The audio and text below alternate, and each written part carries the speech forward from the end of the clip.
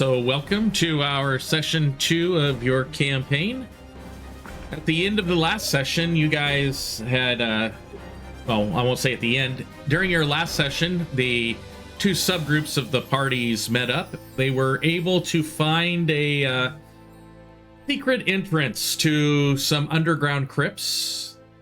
After starting exploration of the underground crypts, they realized that these crypts were probably dedicated to Aron and Lunara at one time. They did find several of the sarcophagi that had been desecrated at some time.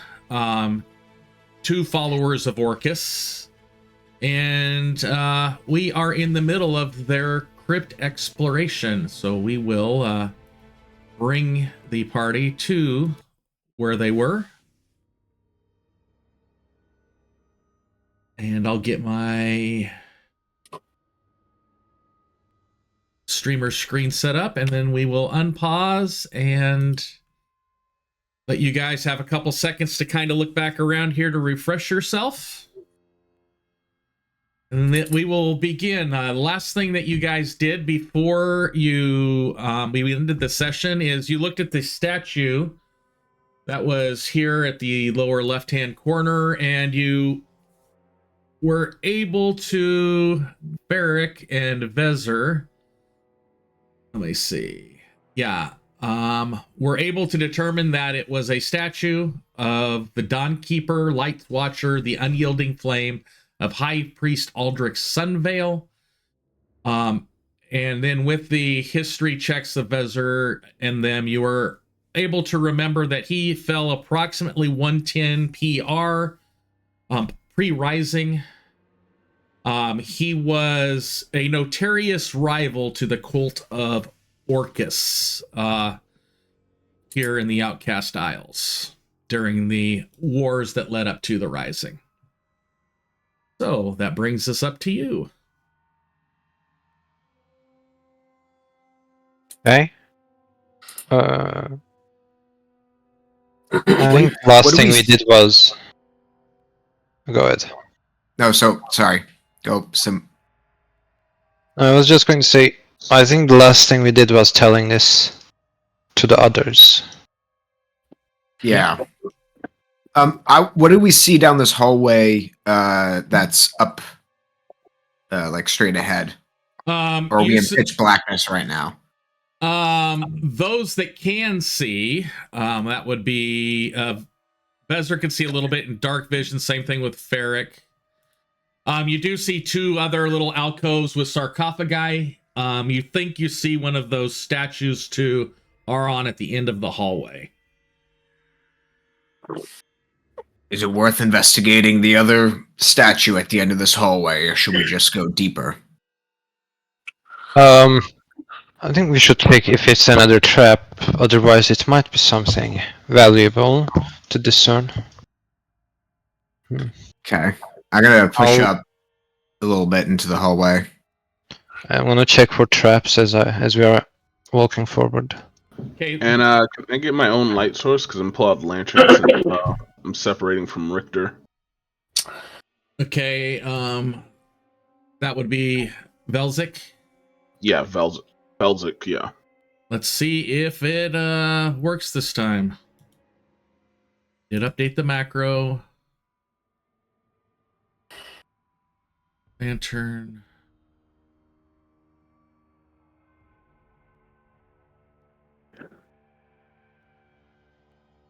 And it did not. Yeah, that light macro is still jacked up.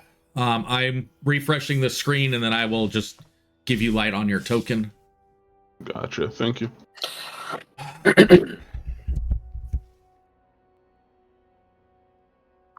I think the system changed some how they deal with lights, and they haven't fixed the macros yet. Keeps on locking up the character I try to do it to. So I'm almost back in.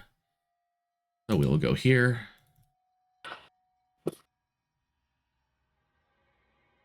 You will do token heights.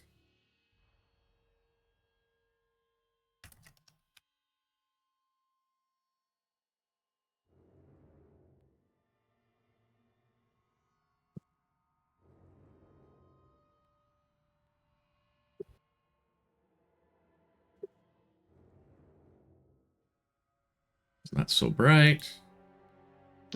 Thank you. There you go. You have your thing on now. Okay. I would like the two of you that are going up, so we'll say Vezir and Ferric, please roll investigation checks. As you're checking for traps and stuff as you're going up. I rolled an aggressive 3.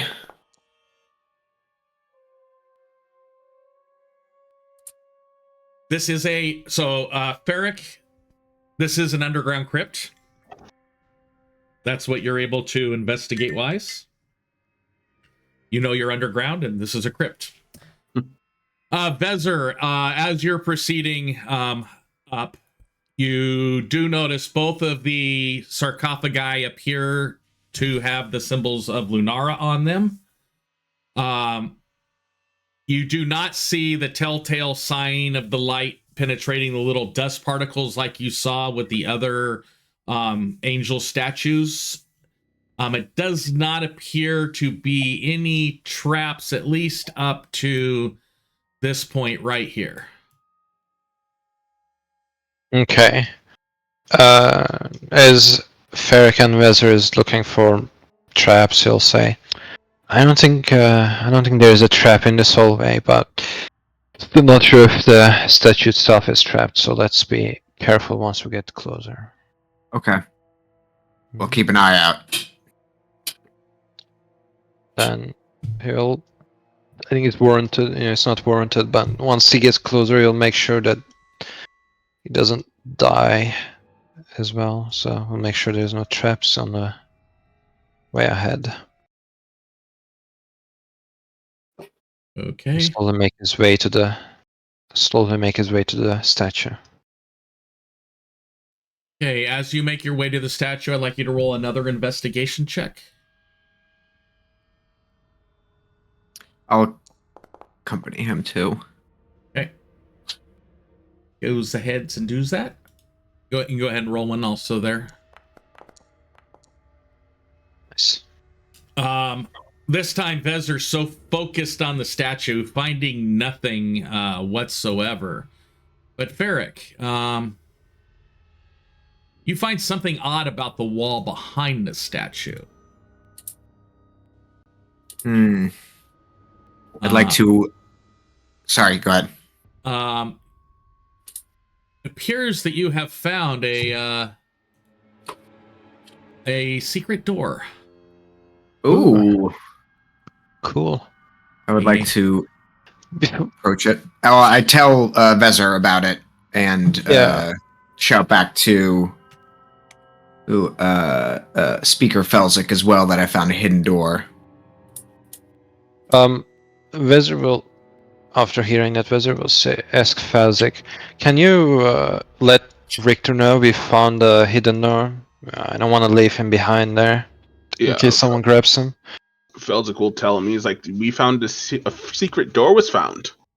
We want to peer into it. Oh, okay. That's in my voice? Okay. Alright, well, he looks back down the pit for a second, and then looks at Felzik. Do you mind helping me cover this back up? He says, I don't know if I will be much help, but sure. And he'll assist him in covering up the both pathways here.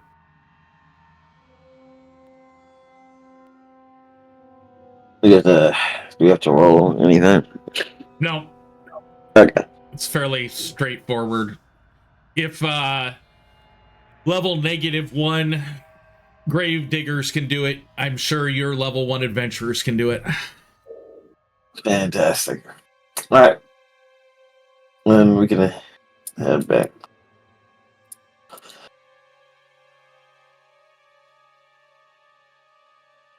All right. Is this like just a doorway we can walk through? Do we need to crawl through this? Can we just like walk up, go on? Basically, what you're able to find as you brush your hands along there, it appears that instead of the brickwork going side by side, kind of being staggered, you noticed hey, it's like straight up and down and about the shape of a door. You do find a little spot where a key could probably fit in to unlock this door. It looks like if it's going to be a door, it's going to swing away from you if you were to open it. Oh, so it's locked right now. I can't Yeah, open it. it is currently locked. You cannot open it, but you did find it. Does anybody here have any ability to possibly pick a lock that is not within my skill set? Like, I think last time, anything has changed since then, so maybe you guys can't force it open. Rick takes a look at the hole. Is the hole about the size of the key that he has? Yes, it is. Okay. He'll stick the key in and turn it. And it unlocks. Ooh, I forgot that you had that key. You hear a physical click as you turn the key clockwise. And you see little bits of dust separate from the wall right along that outer outline that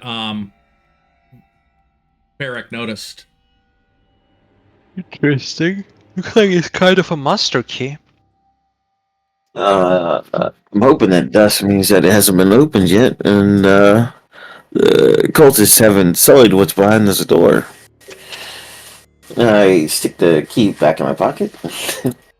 As you open up the door, you see some light coming from what appears to be the T up to the north of you. I may have spoke too soon. I pull out my greatsword. Let's Pull out my holy symbol. wait a moment. If there's light coming from there, maybe we should don the lanterns so we don't shine our own. That's a good idea. Yeah, so Felzik will stop his lantern too. Okay, so I will go up here and go token, light, basics. Leave mine's hooded. I can just close the hood on it. Yep. I close that one, and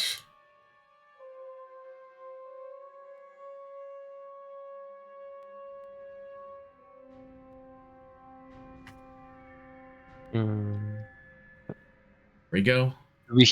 Do we hear sounds coming from up ahead? Roll a perception check. Can we all roll perception checks? Yeah, you can. For noticing this light, I would say you'd all be kind of on edge and thinking.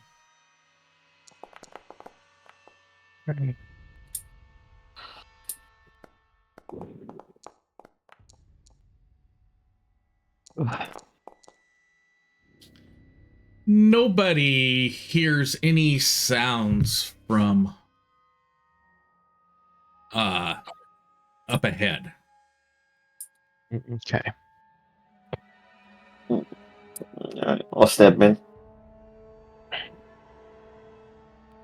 And do we have to roll stealth? I think we're sneaking up. Yeah, I'd like to try to sneak up as well. So I would like you to, if you're gonna roll stealth, I'd like you to roll it blind. How do we do that? Right on the right-hand side of your chat window where it says roll right now, it should say public roll. You can click on that and make it a blind GM roll.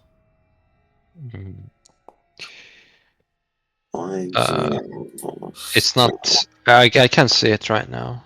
No, wait, it just changed it back to stealth. Okay, wait.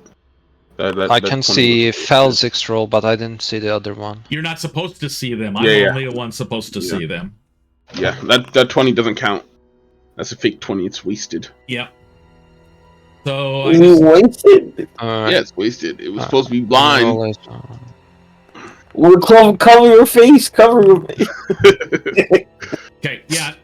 That's the one thing I like about Pathfinder is the stuff that, you think you're hiding. You all think you're sneaking. That's all what I will tell you. Based off of based off of what you rolled, I will know how, if there's anything up here, how it responds. Don't be suspicious. Don't be suspicious. Okay, cool. How come right to the edge of the light? I don't see anything, so I'm going to step up a little bit closer. You see what appears to be a passageway heading to the east and west of looks like a door to the northwest side. There, Richter. Okay. You guys ready to step around this corner? Ooh, not yet, not yet. I imagine our perception checks still persist even from this spot. You do not hear anything. All you do is you see what appear to be magically lit torches on 2 pillars in that room. Okay, I'll step in. Okay. Magically lit. Yes, so the light. So the light is coming from. Let me. There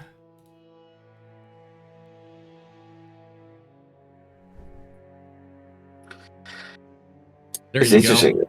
Turning on the fire turns off the light. Yeah, that's interesting turn. It's doing the opposite of what it should do. It's probably because I manually lit the lights there. There we go. Should be able to see that one. There we go. I'm trying to get the other fire so you can see it. Yeah.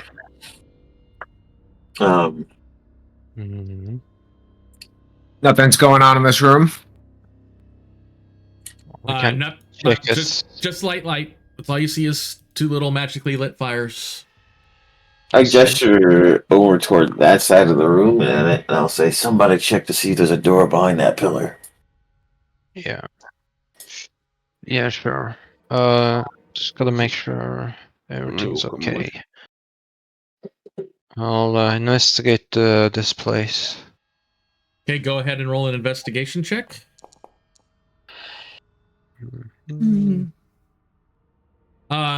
You search after seeing this where the secret door was in the coming from behind the angel and the other secret doors you've seen. Trying to figure out, trying to find a little hole or a line where a door would open. You do not find anything along that wall. Okay. Well, this side of the room seems to be nothing of interest.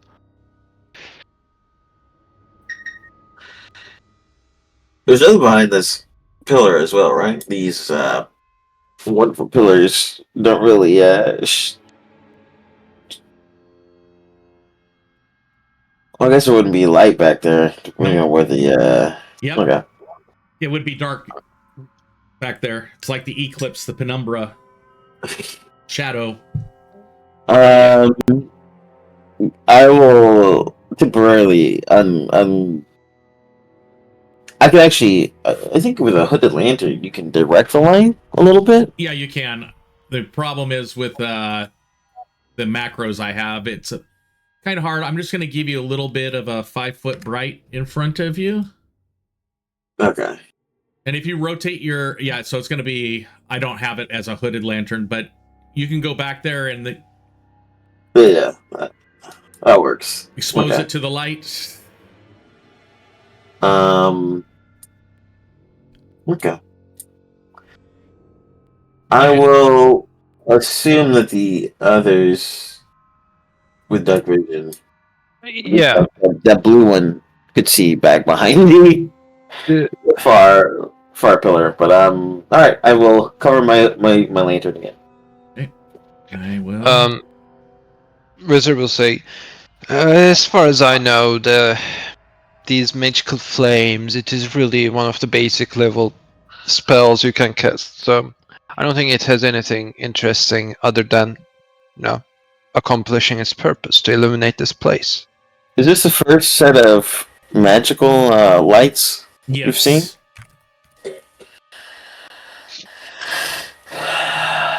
Is there any inscriptions? So go ahead.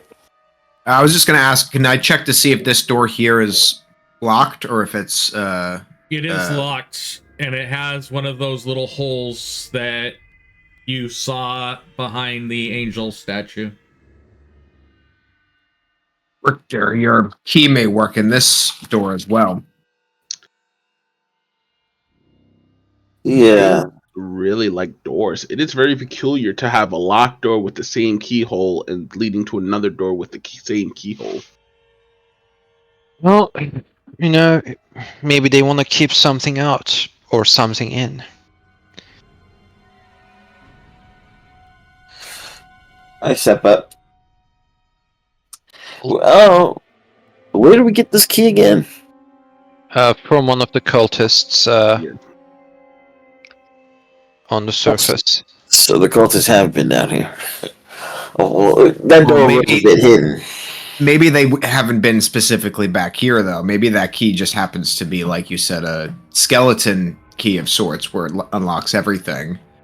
But they didn't find this door because they didn't just, like, look. Yeah. So who knows what's back here? Because they were definitely down here because they desecrated one of the caskets. Yeah. So there's proof of them being down here, just not Yeah. maybe in this room. I say let's open this door and see what's behind door number 2. I hesitantly stick the key in and turn it. Click. I put it back in my pocket. And- All right. Is this a double door where both of us open up one? Nope. Yeah, actually, this one would be a double door. And both of them open inwards away from you. Or out away from you is what they do. All right. Richter, same time? Right. All right. We push it open at the same time. As you guys push open the door, before I click it open, you see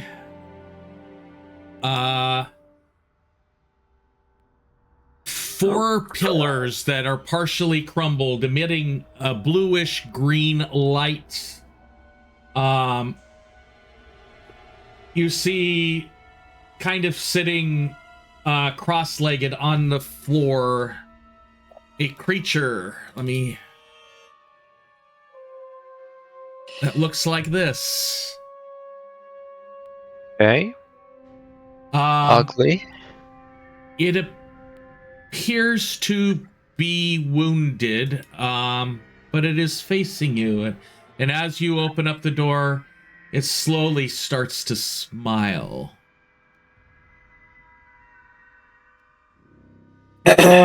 Hmm. That's not what I was expecting behind this door. Who are you, foul beast? Call me Foundry, you, huh? You smell awful too. This is a devil, right? Is this a demon or a devil? Yes, it's a demon or a devil. Can I make a check to know? Which? You can roll religion check if you want to try to figure out which is which, if it is. Oh, let me in on that action? Okay. Let's roll.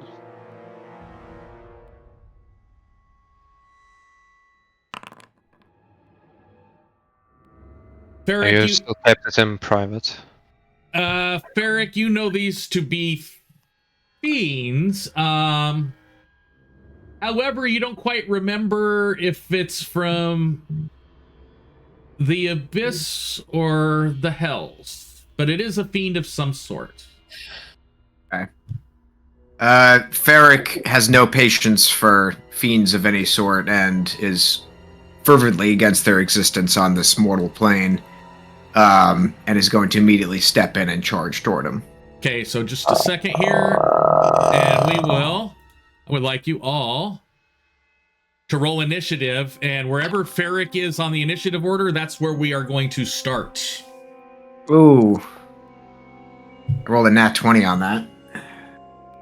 Well, that might make it easy. I might not have My to skip rolls. anybody. My rolls suck ass today. Okay.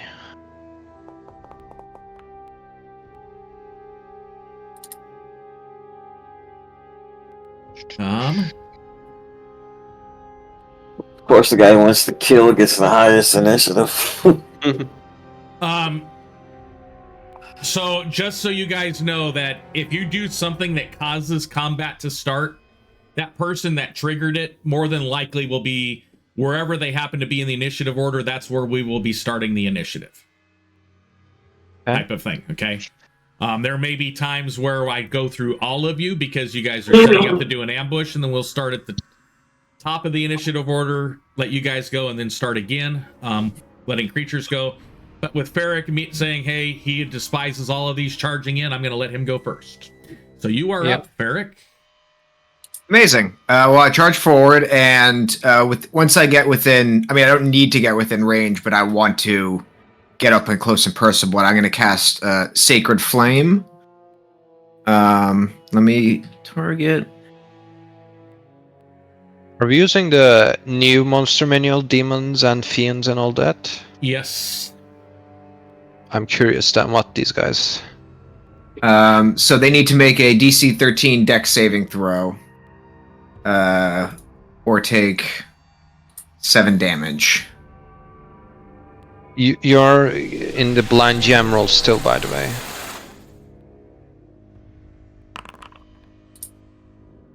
Yeah, Did he... he succeeded.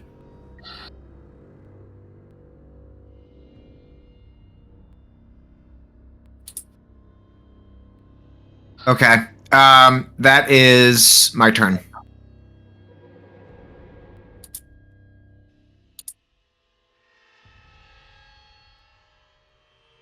Okay. And that brings us up to... see here, Speaker Velzik. Feldik's not usually one to determine a creature based on its looks, but he'll make an exception this time.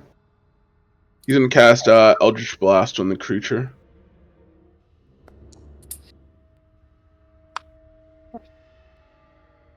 Okay.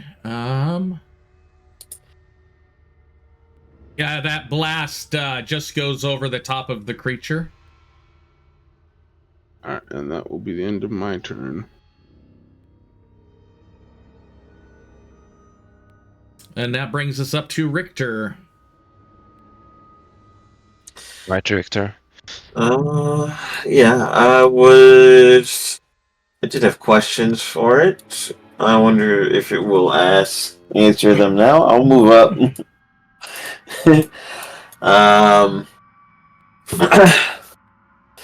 Let me see here. Beat first, ask questions later. Beat first, ask questions later. Did no one's hit him yet, right? No, nobody's hit him yet. Okay. Despite the fact he's injured and on the ground, we have just missed. That's level 1 for you. Actually, what was I saying? I was saying here. That's 5, 10, 15, 20, 25. Okay. Do we have flanking? Yep. Yes? Okay. I guess as I walk around him, I will say, what are you doing here? Are you with the cultist? And I'll hold an action to hit him after I say those words. To hit him, if he does anything, he tries to move. I can't do multiple things. Trying to Try think. something aggressive. Do we try something aggressive? Like attack someone, basically, is what I mean. That's just a suggestion, do what you want. Because he could move. I'm not sure how that works. A held action takes your reaction, meaning that I wouldn't do an opportunity attack if he doesn't fall into that specific. Yeah, if you hold action, you want to be an attack of opportunity. I'll just say if he tries to harm anyone. Okay. I think that includes any magic. Also, you can, I believe you can always cancel your hold action. So if like the guy decides to move away, you can just cancel the hold action and take an attack of opportunity instead. No, because holding your action is a react. It's holding your action obligates the use of that of your reaction. You can't drop the hold to do a reaction because you're saying that if I'm going to react, this is what it's going to be. Right. Okay. Yeah. Yep. So that's what I do. I ask them those 2 questions and raise my sword up. Okay. All right. Okay, that brings us up to Bezer. Yeah. I will.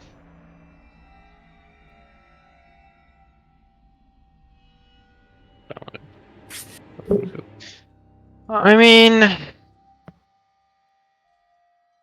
I think I'm just gonna keep attacking. We have a cleric here who seems to be very adamant, so I don't wanna. I can ask questions later.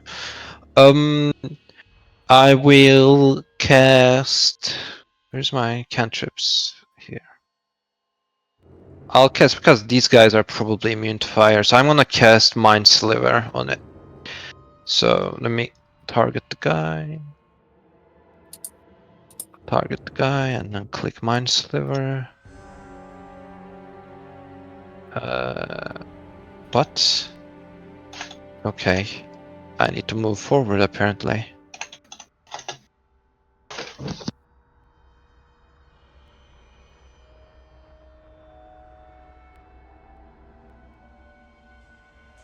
And then tell me if it fails, so I roll the damage. Yeah, make sure that it's slid up for the right person. It succeeds. Okay. Nothing happens then. Vezir is going to say some arcane words as nothing happens. And that's gonna be, well, I walk back out of the room. That's gonna be my turn. Boop. Okay. Richter, its back is to you. Felzik, it's kind of facing you, and the door that it came with, it's still kind of squat, sitting down on the ground. Let me look at your RT. Get something really quick.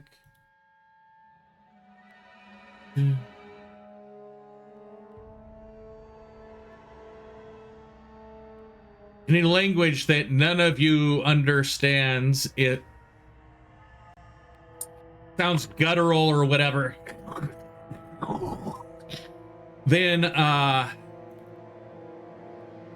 in common, knowledge, power, help me, is what it says. And as it says that, you see 2 skeletons rise up out of the ground. Okay. And that is So now, go ahead. That is the end of his turn. Skeletons wouldn't happen to be knowledge and power, huh? The first one that came out of the ground is going to move, target, and strike at Belzik. I mean, Barrick, yep. Hitting him.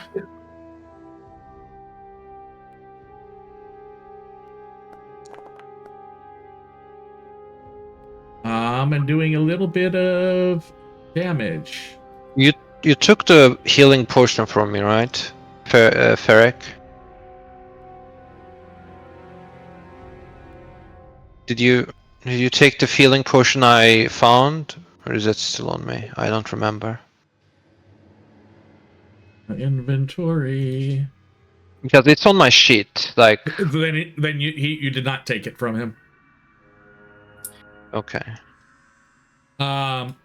So, Ferric, it is your turn. If you're speaking, we can't hear you, by the way. Despite the fact that that skeleton brought me down to 2 health, I'm still going to aim for the little imp fella. Except this time I'm going to take a swing with my mace.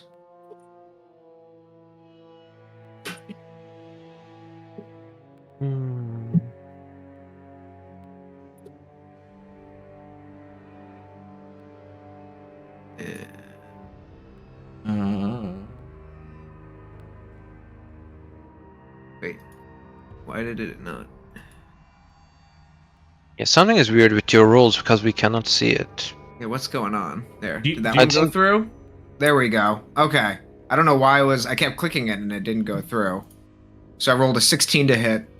Go ahead and do damage. Ooh, max damage. Rolled a big 7 damage.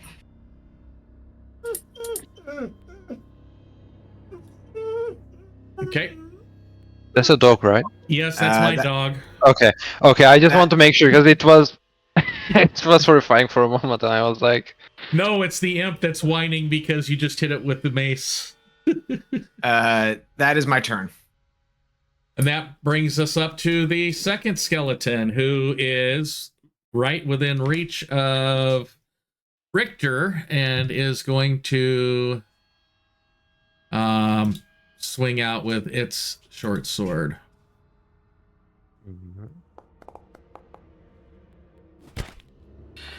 And you hit the imp, so it has disadvantage on its next attack roll. Oh, And the skeleton missed you there, Richter. gotcha. Bringing us up to Speaker Felzik. Going to do the same thing as last turn. Fire an Eldritch Blast at the Eldritch Blast. Hey. You hit it for 3 whole damage. It appears to be bloodied. Okay, nice.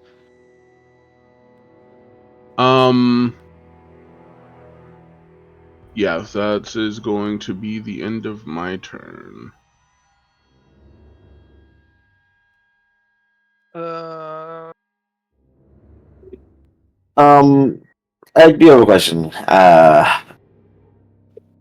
The held action that I had, that didn't go off because he didn't summon, he didn't use magic to summon these. It was just he called out to them and they got up. Yep, he did not cast a spell. He did not attack. Okay, fair enough. Summon minions instead. Skeleton behind me.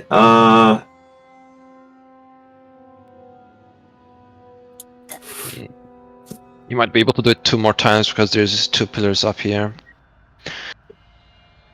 I will attack the skeleton. Okay. Let me change my target. Here we go. And great sword.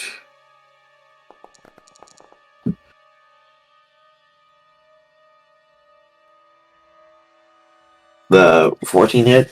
Yes, it does. Okay. Damage. Not my best. Oh, sure, And it, Alright.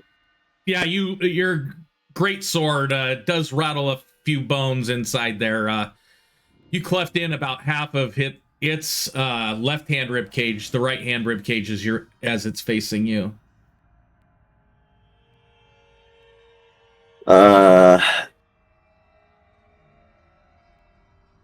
Yep, that'll be his turn. Bringing us up to Vezir. All right. Is it an action to feed a potion to someone else? Yep. Or is it bonus? Okay. Wizard is gonna move here, and then take out his healing potion and be like, "Here you go, buddy. You seem real bad." Target Ferric and then click use on your potion. I open my mouth and let you give it to me as I accept with the potion. It does say no users on correct potion left, despite never using it in the last session. So I think you need to add the charge. Yeah, just add a charge to it. Let's see how I do It says that. quantity 1. Here, I'm gonna make. I think the energy, you know, the energy C column. That's the column, yeah, column. I'm seeing you can. I'm seeing you. If it in your inventory, you should be able to click that little die that shows up. Yeah, when I click it, it gives an error. I think we never added a charge to it because No, you don't need to add a charge to it. If it's in your inventory, let me. For those that are in Discord, I'm going to share my screen. I'll show you what I'm doing here. Let's see. I want. I think it's this screen. Nope. Cancel.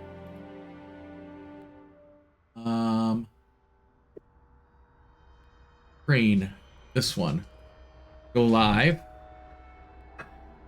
So if I share that, what I do is I've opened up your character sheet, Vezir. I've got Ferric targeted.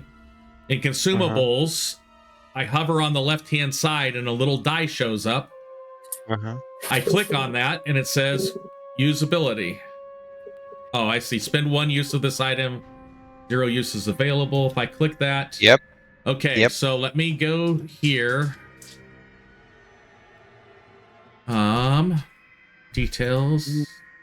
You see right above the potion robe, and robe has one in one. That's a charge. Yeah, I'm trying to get that charge added on here. This is something that is different than. I don't think the players can do it. I don't think I have permission. That's what I'm trying to fix. There we go. All right, let me try it again. Just a second, and now try it.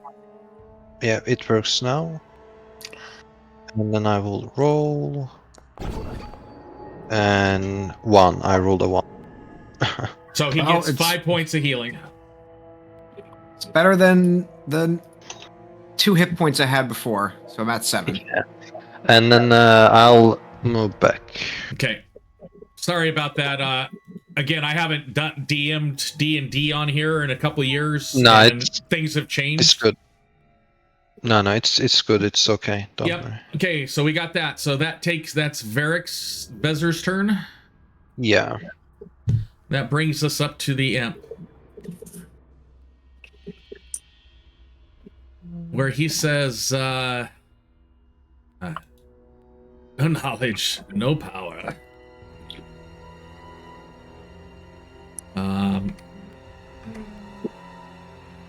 Feel the sting.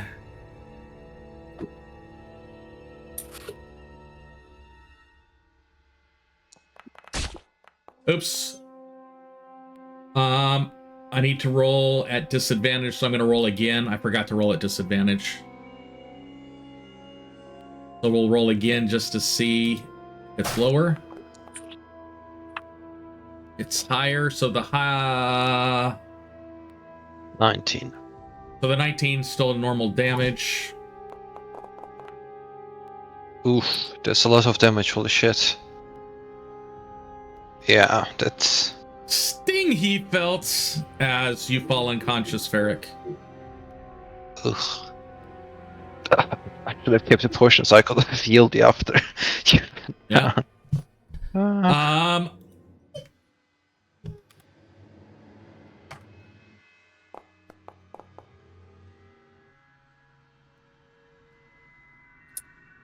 Let's see.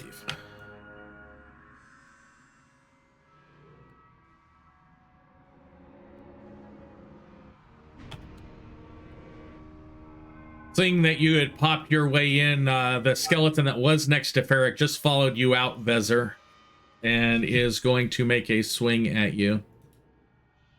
Yep. Missing. See, the mage armor on me is gonna deflect the sword. Ferric, I would like you to roll a death saving throw. Okay, how do I roll specifically a death saving throw? If you there on it your is. yeah Found it. Ooh, big 17. succeeded. Cool. That's my turn.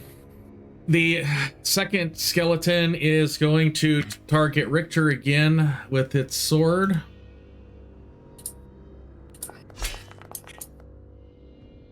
Missing.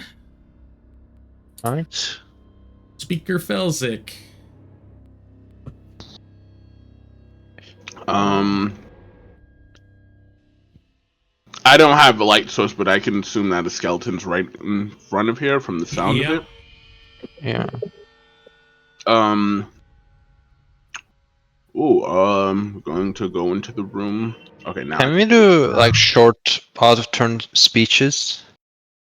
The entire round takes 6 seconds. So you get like 2 or 3 words on your turn. Alright. You don't get a speech. No, I didn't mean like speech, I guess. Yeah. Well, just like say something out of turn, you know? Not out of turn, but in turn, I'll give you a couple words. Okay. Eldritch Blast. Boom. Definitely hitting the imp that's on the ground. Oh, that looks so pretty. It looked like it was going to try to stand up, but it collapses back to the ground. Not unconscious, but very weak right now. And that is it for me. Richter.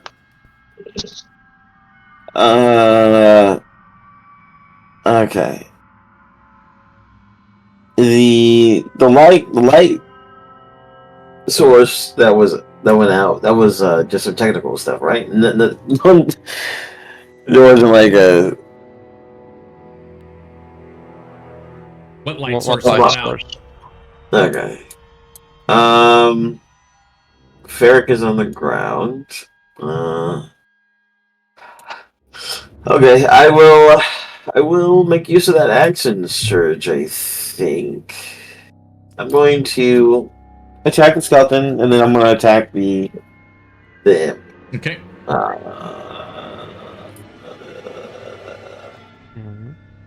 Actually, no, we haven't leveled up. We're still level 1. Right? No, we are Yeah. level 1. Yeah. Yeah, never mind. I'm going to just hit the skeleton. Okay. Sorry, I was clicking around looking for that action search. There we go. Attack roll. You hit. Damage. And the skeleton collapses to the ground. Alright. And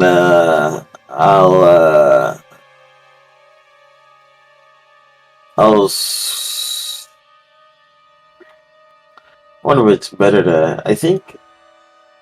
Yeah. So he's not giving me any more flanking. I'll swivel around the imp, and just say, "Don't." This is a full sentence. I was like, "Don't do it." And I'll get my turn. Okay, that brings us up to Pleasure. Right in front of you Okay. is the skeleton that attacked you. Yep. I'm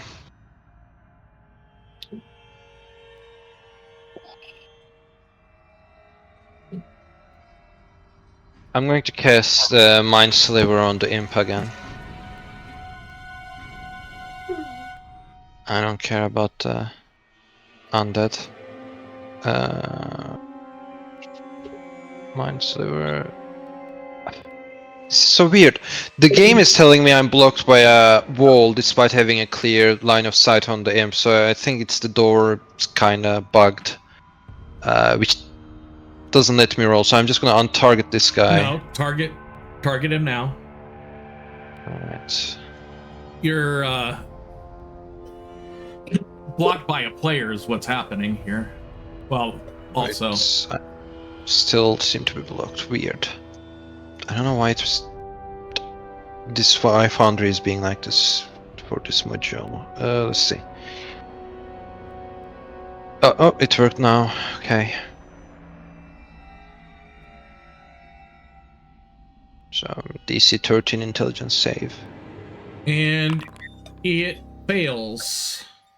Okay, let's roll damage.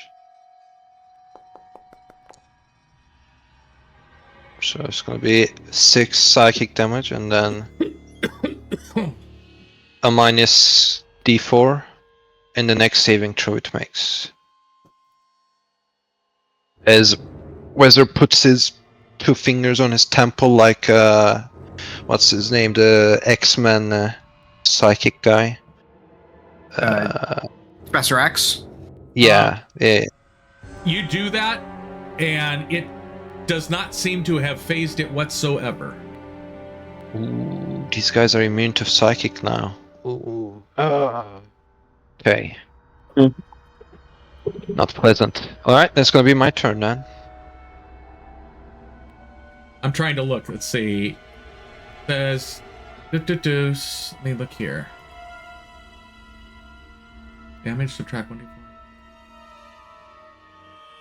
Nope, I'm gonna say it took the damage.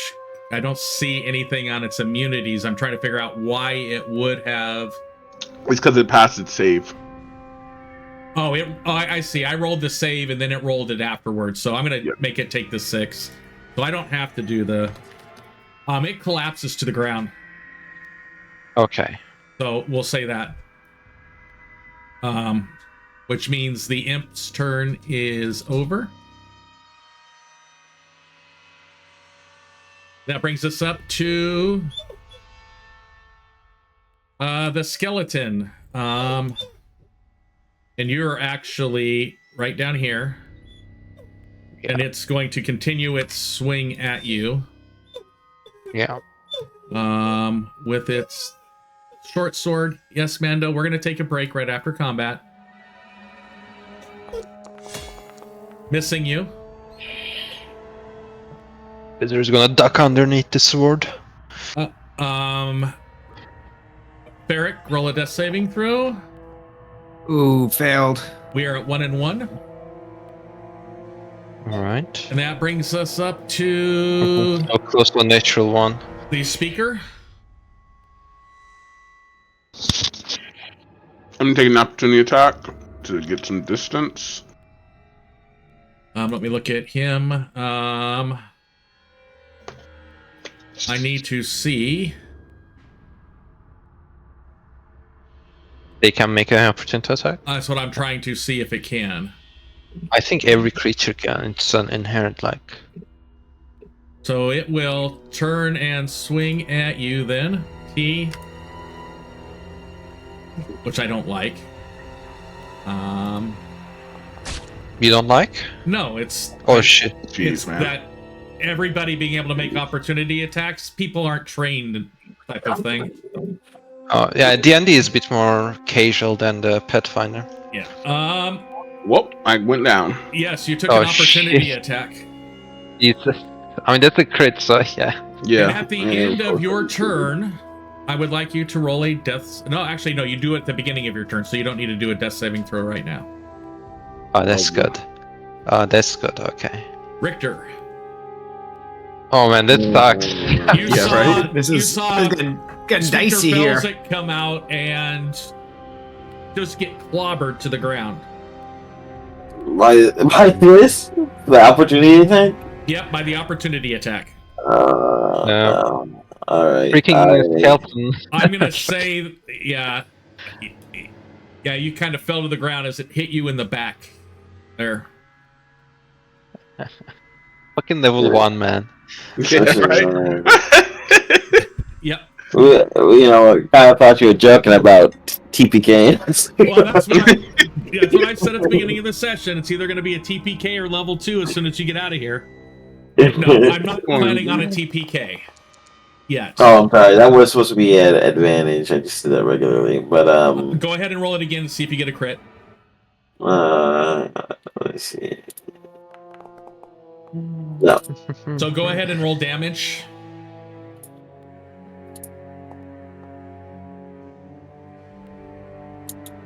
Nice, good damage roll. 12.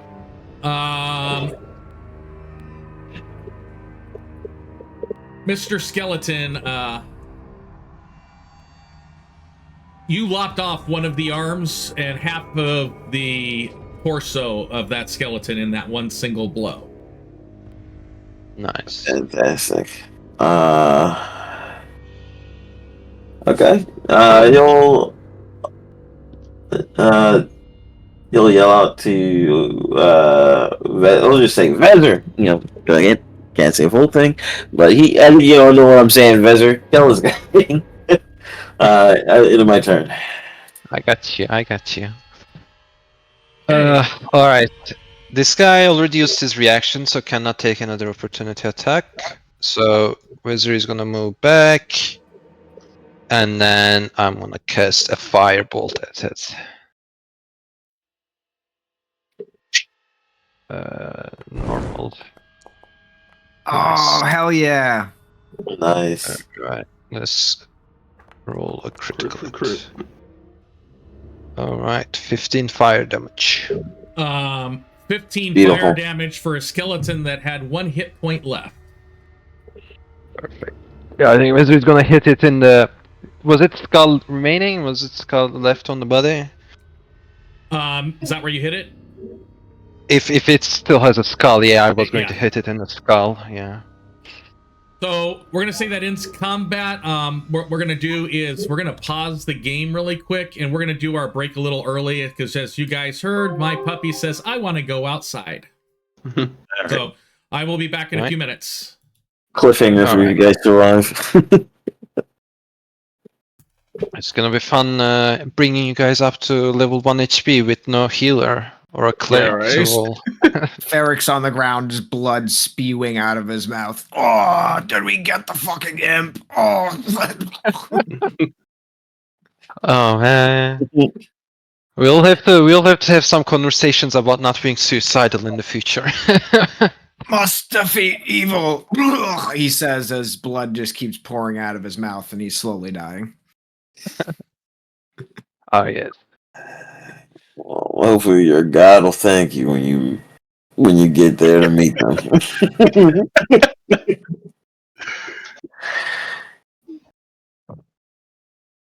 Oh man. All right, I do gotta go. The bathroom. I'll be back, boys. Mm-hmm. Oh. It's had an opportunity attack did me in. Was opportunity attack. Well, especially level 1, man. That reminds me of that one guy. Yeah, that opportunity attack was absolute just luck not being on your side. Yeah. Not only a hit, but a critical hit, you know.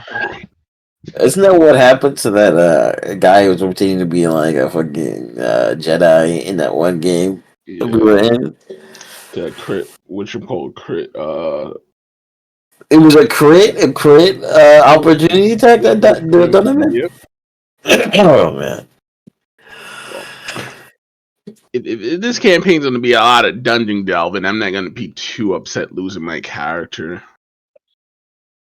I mean, for social encounters than because we had 5 people. We had a strong barbarian in the front since he fizzled out. I feel like I could roll up a paladin or even a blade lock better than this, so I won't be too upset. Yeah, I don't think we are gonna die. I think like things are looking rough, but we'll be fine probably. I definitely. It's. Go ahead. No, I was just going to say I definitely built my character to be a bit more doing stuff unrelated to combat, simply because like you, I expected that we will have a lot of good at combat guys in the group, so I could like get identify and shit, so I can like help outside combat. I'm just saying, if my character says, I won't be crying about it. I mean, I don't intend to die, but yeah. I'm bleeding out on the floor right now. Our healer is down. That means, and no one's trained in medicine. I can already smell you guys aren't trained in medicine. I mean, good thing is that medicine is nope, it's a wisdom skill. Never mind. Yeah. Yep. No It's healing. wisdom So skill. we're gonna depend on the rolls, and you guys should save the healer first before anyone. I feel horrible that I wasted my potion. I should have kept it. Yeah, always better to let them go down. I did not expect the imp to roll so good with damage, so I thought like, and then it was like 3 damage dice. Yeah, that's why I was like, the moment I saw those damage dice, I was going to, if I could speak in character, I was going to tell like, Richter to focus on the imp and just take it down instead of wasting actions on the skeletons who kept missing their attack rolls. They were missing their attack rolls. Mhm. I wanted to speak to that. So he was given the opportunities to talk. Yeah. Good thing it did not summon. I was expecting it to summon 2 more skeletons in these pillars. I thought that was the gimmick, each pillar can create 1 undead. He said is here, right? Only one I'm waiting on is Ferric. Yeah, I think he is here. Yeah. Okay. Or maybe not. He's not speaking, so I guess not.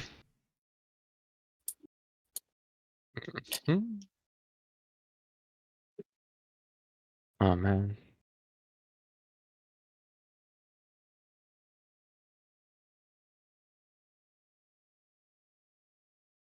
Did you guys?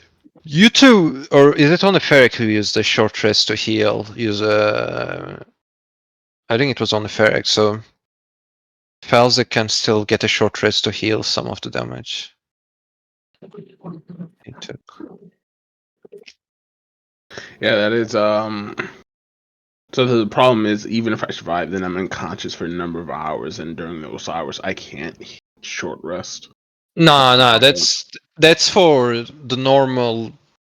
That's for the normal. You roll 3 that says and succeed, then you're unconscious for 1d4 hours. But like, if someone heals you, you come back to 1 hit point. Yeah, I don't think anyone has any sort of healing. Well, you can always make a medicine check, is the thing. Yeah, but we got a limited amount of turns. The healer's gonna get his medicine checks first. Yeah, we are 2 guys. You'll be fine. You'll be fine. You'll be fine. He wants to die. I'm not trying to be a pessimistic here, but You'll be fine. Don't worry. You didn't even make any death saves yet. As long as you don't roll natural 1, you had 3 turns to die. So statistically, things are on your side. Are you back, Ferric?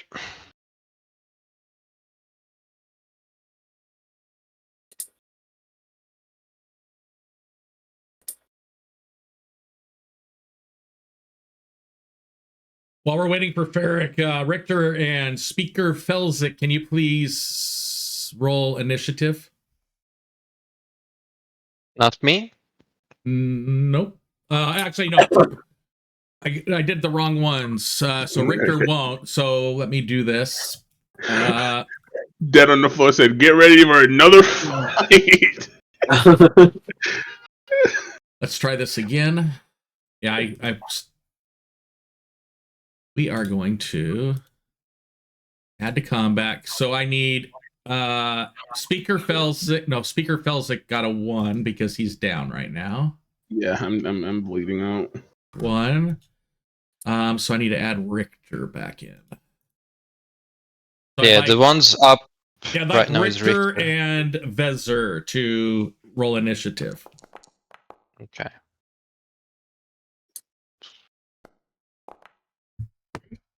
Perfect. And we are... there we go. Ferric's back. Sorry about that. No Yeah, problem. back. That's why I love this little add-on, and I can see when everybody's back. You want to swap initiatives? I have the alert feat. Oh, you have that? Yeah, sure. You want to swap? Okay. Okay, so I'm going to update you to an 18. And I'm going to update you to a 7.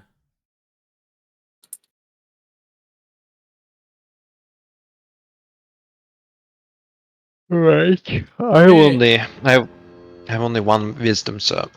So Vezer, you are up.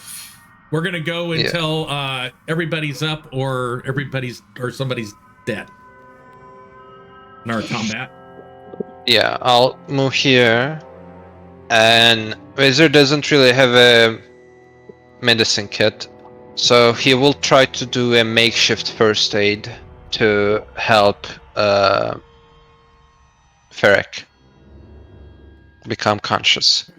So I'm going to target you, and I am going to request, even though you don't have a medicine kit, I am going to make it a little bit higher DC.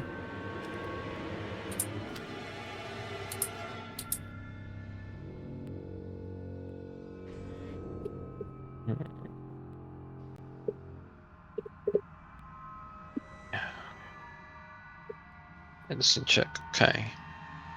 I don't have. Just click the die that's on in the chat log. Yeah.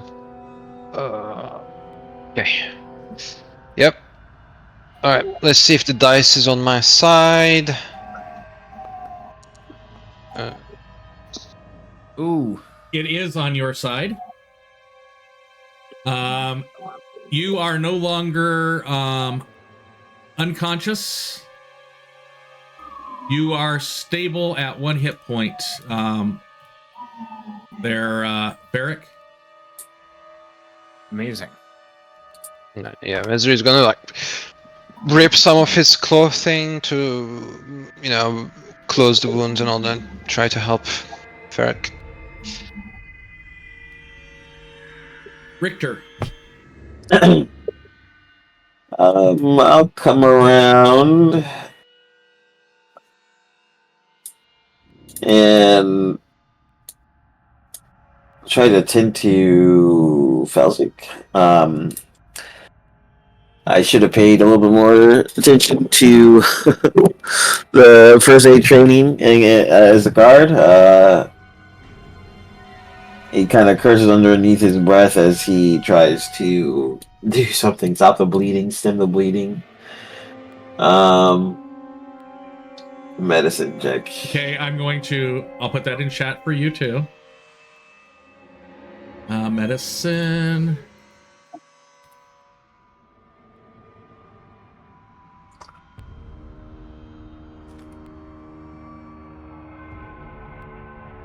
Go ahead. Yeah. If we had those level ups too, I could do something to help my check here, but I can't. All right, here we go.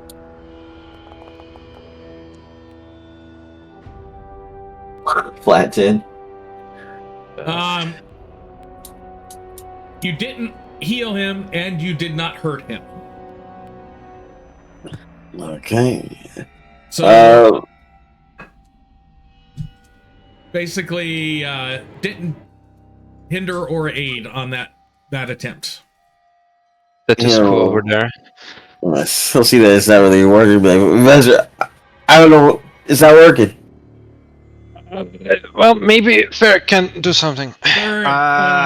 You come to after getting dazed by that skeleton that just swamped on you.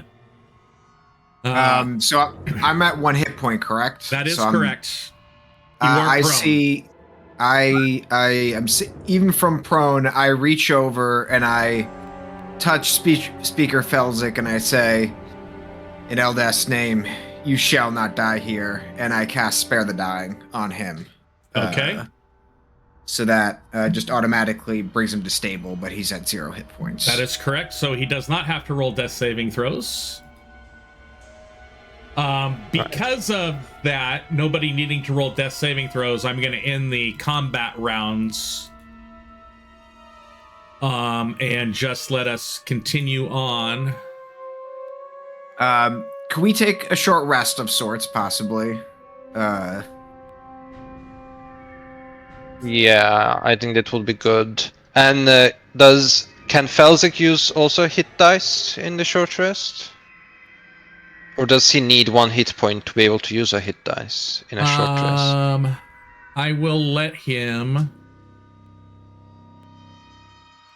use the hit die. Okay. So I guess Vezir is gonna close this door. Do we want to take a rest here or outside? No, what do we want to do? Well, I guess, should we look around the room first to make sure that there's no traps or anything that are gonna spring out at us if we decide to rest? Yeah, let's Vezir and Vezir will say, yeah, let's check stuff, Richter, and you two can rest.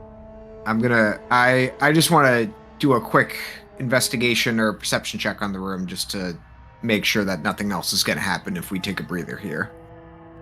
I'll also turn on my... Yeah, everybody who's investigating the room for oddities, blah, blah, blah, oddities, that type of stuff, go ahead and do an investigation check. Yeah, perfect. Keep the momentum going on.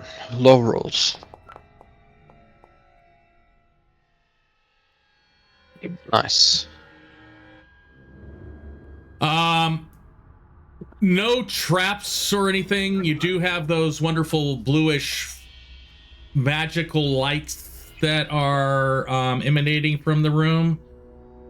You do find underneath the imp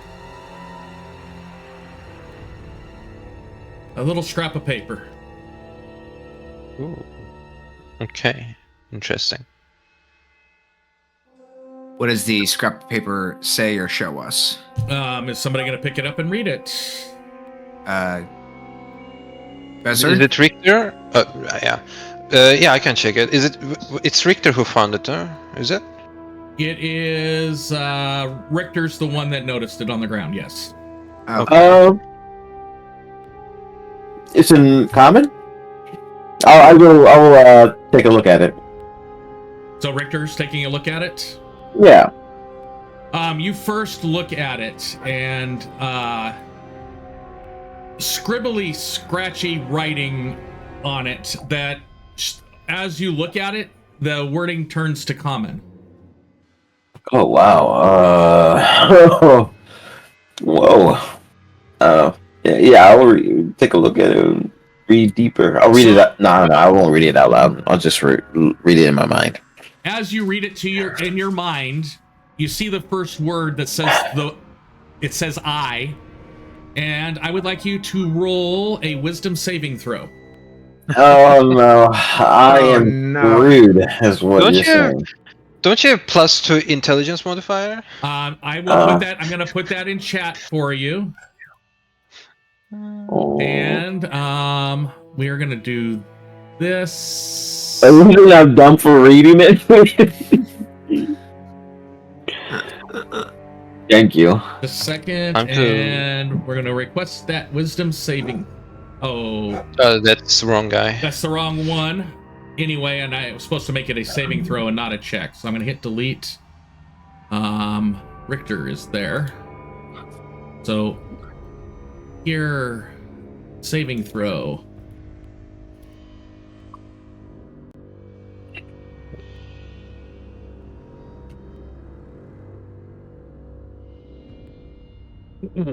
Go ahead and click that, Richter.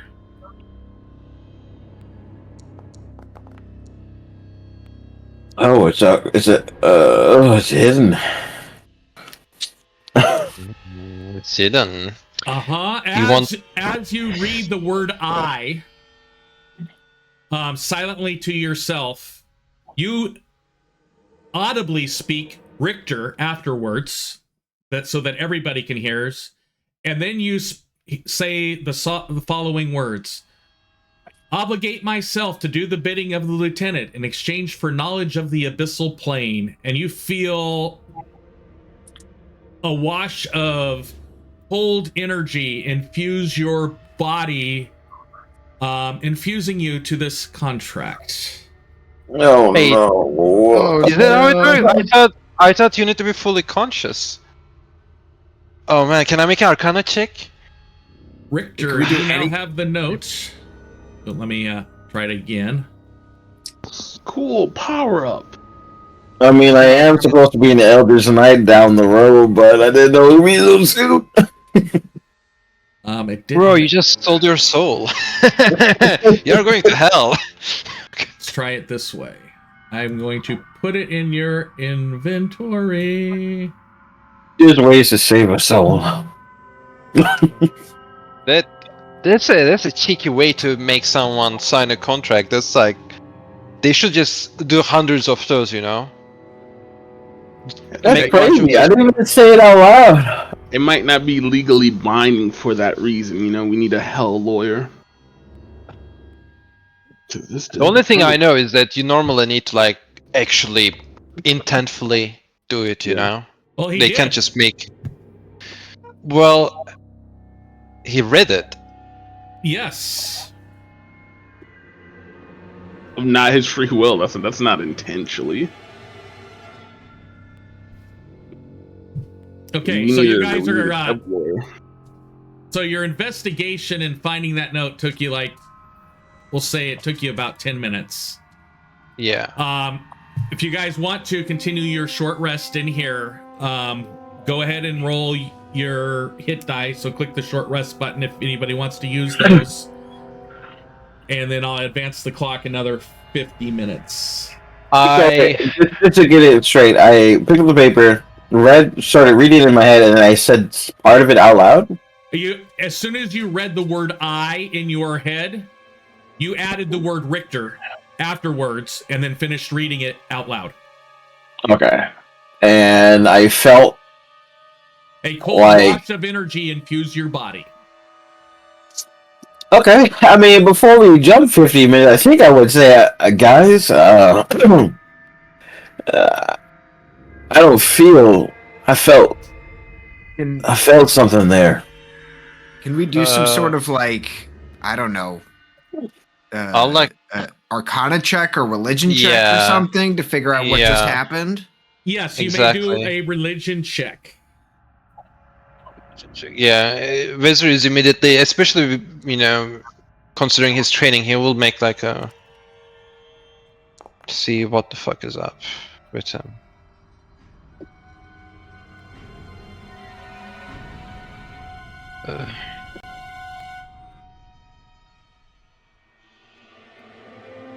Did the paper disappear? Nope. Still standing there. Okay.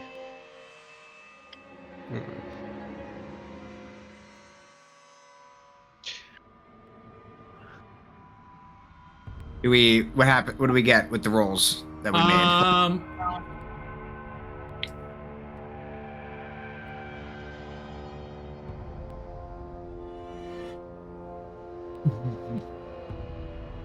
Vezir gets the closest. You know that there are such things of both infernal and abyssal contracts that make pacts with devils and demons.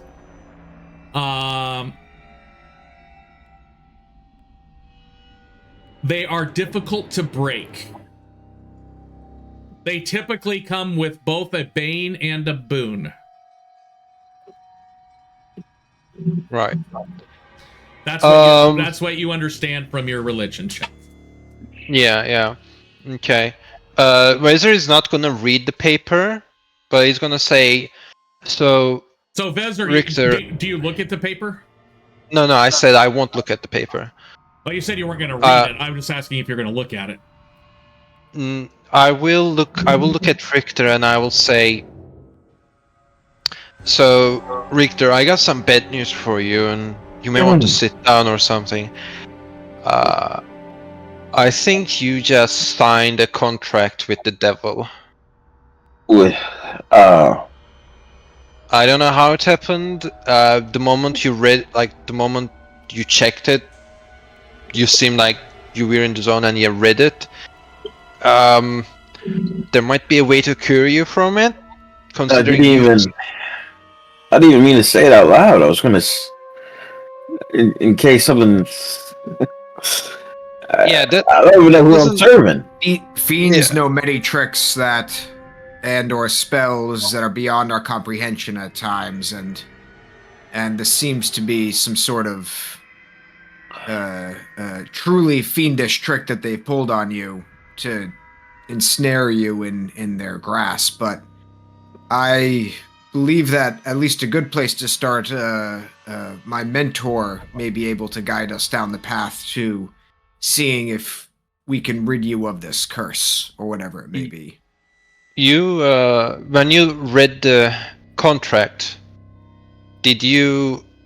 was there any other text on the paper, or is everything you just spelled out only thing on the paper? I'm not gonna look at it, so I have to ask you. You think it's safe for me to look at it again? I mean, I would not touch it. Maybe could we throw tear off a piece of extra cloth or something and just throw it over the paper to so nobody can just look at it by any means and kind of cover it? Sure. Yeah, just if we're gonna pick it up, just pick it up through the cloth, you know what I mean, and just store it away so that it's can't be looked at by anybody. I'll keep it. Okay, Rick. Since it's already affected me, Yeah, no, that makes sense. Yeah. Okay. We'll have to. I can't do much about it right now. Yeah, I agree. This seems like we're gonna have to deal with this once we leave this dungeon. But for now, I think we should rest while we can. Right. I don't know exactly what this entails. So Richter pulls out his manacles and he's like, "If we're going to rest in this room, just so I don't get compelled to hurt you or something, I think you guys should lock me up." And in his other hand is the key for the manacles. Okay. I put the manacles on you. Right. Okay. Sorry, I have one more question. Yep. The blue light specifically, is there something unique about it if I step into it, or is this just purely a light source? It's purely a light source. Okay. All right. This is a bit weird as far as I mean, this is not good. All right, let's just rest. Make sure Felzik is better. I will, because I don't need to heal or anything. I use the Arcane Recovery to recover one of my spell slots, and I will cast Identify as a ritual on this unidentified ring in my inventory. See what it is. Okay. You do that. Why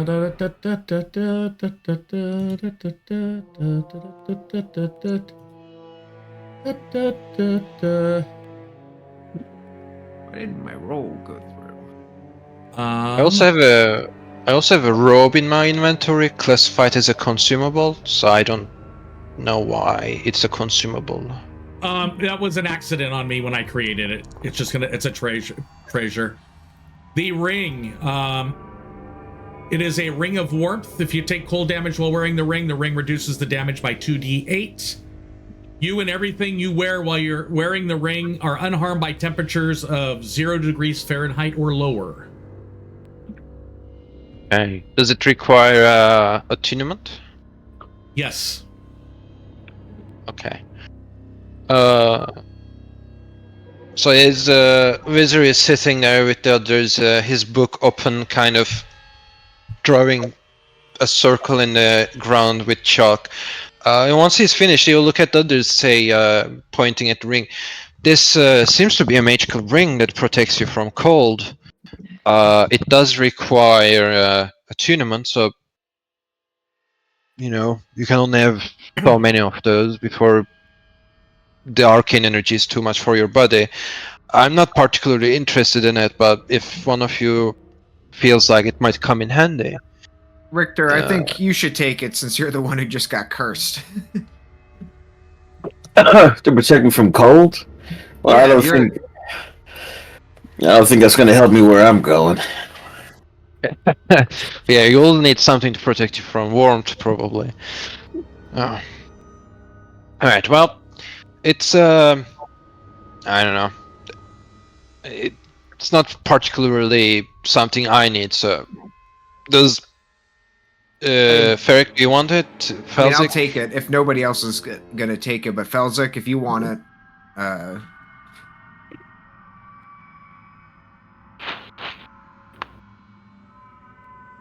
Is Felzik here? Felzik? Damn, my mic died on me. Is Felzik still unconscious? Well, No, he healed himself.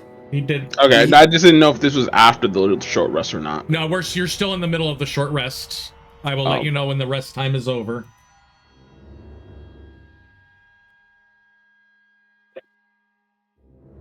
Didn't we stabilize you, though? Yep. Yeah, I'm we still stabilized. unconscious. So Yeah. Felzik is what? Still unconscious? No, No, okay. he used his So, yeah. hit die to heal some of himself. Oh, I thought Okay. the hit die counted after the long rest or after the short rest. Yeah, it's part of the short rest. Yeah, so you're slowly coming back.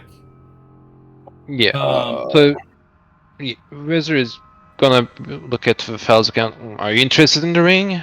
Felix would say, I am not interested in the ring. I'm interested Alright, in well- not dying, though. Well, that's a bit more tough than this. And, he'll hand over the ring to Ferric.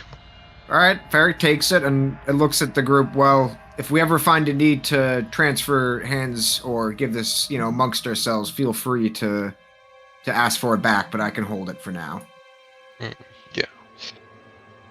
How do we pass that around?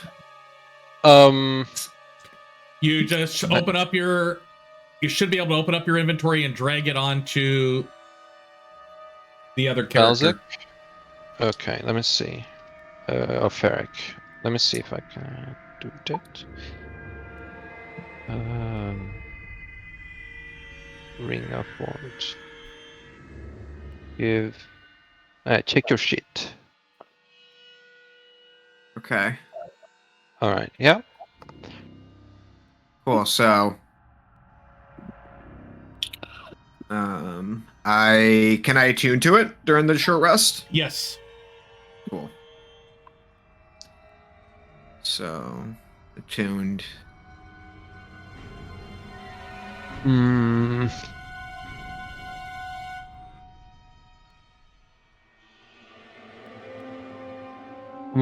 Okay, while we are doing that, Wizard will also say, so now that we everyone is back on their foot and the danger is over, I think I got a few things I want to say for the future.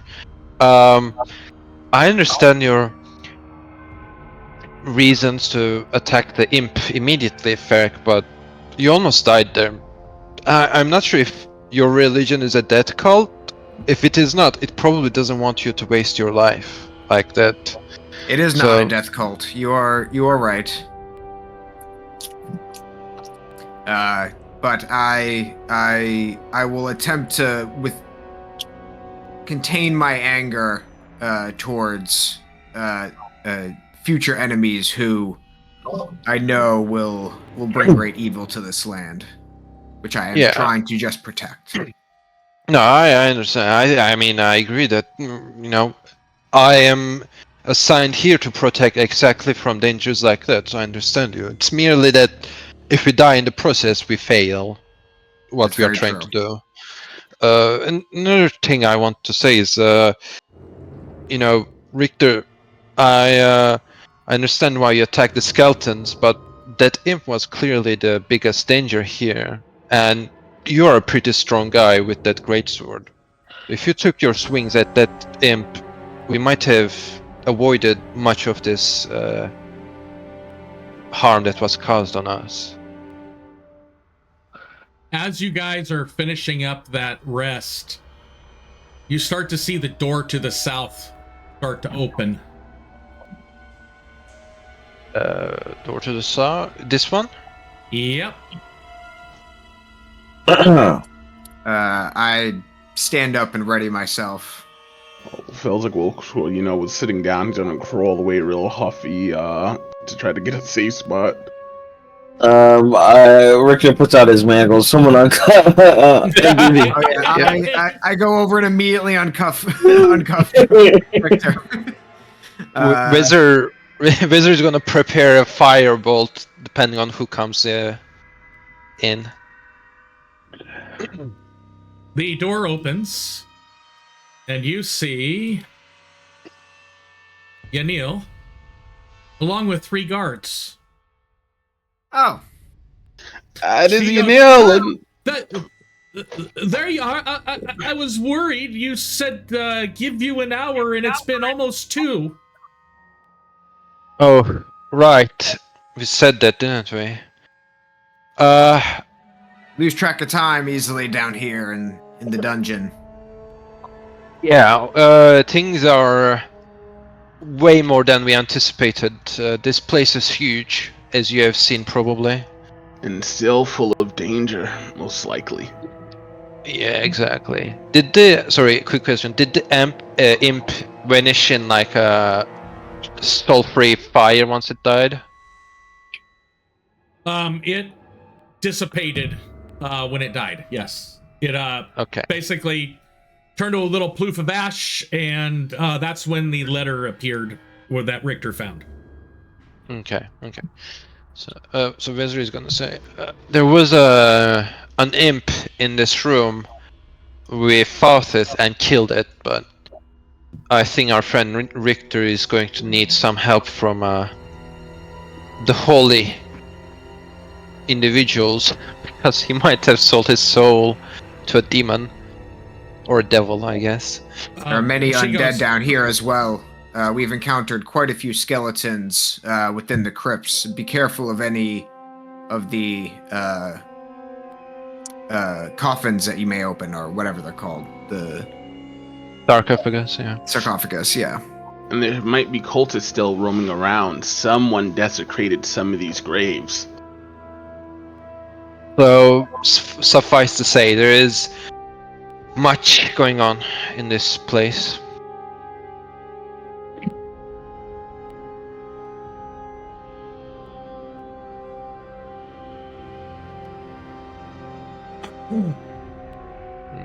There was no danger on the surface? No, but wow, all of those statues to Linara and Aron, this is a treasure trove of history in the making down here. Have you guys... I did notice a couple of disturbed sarcophagi. Was that from you or somebody else? We have opened some ourselves to see what was within. Yeah, we had to explore some of these to see if all of them was, infected with the undead or just some of them. Apparently not all of them has an undead in it, but it's safer to not touch anything. Listen, this is much bigger than we anticipated. It might be smarter to return for now and come back with a more prepared and a larger exploration group. I agree with that assessment.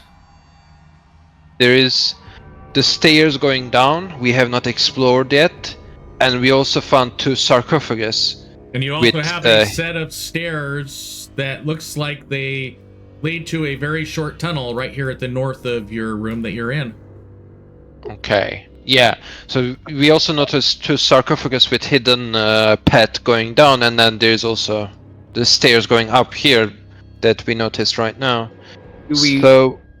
Do we risk going down this one little tunnel to see what's down there, or do we head back? Give me a moment.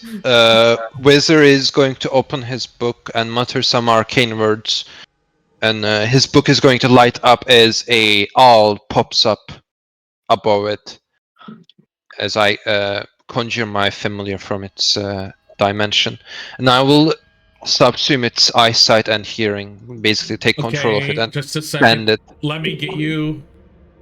If I would have known about that, I'd get you an owl. Yeah, sorry, I did have it in the previous game, but I don't think I have it in this one. Actors. Owl. I'm gonna bring that in. Import. We are going to move it up here. Come on, folders, move. We're going to configure ownership. We are going to make Bezer the owner. And we are going to drag it out. There's your tiny owl. Let's see.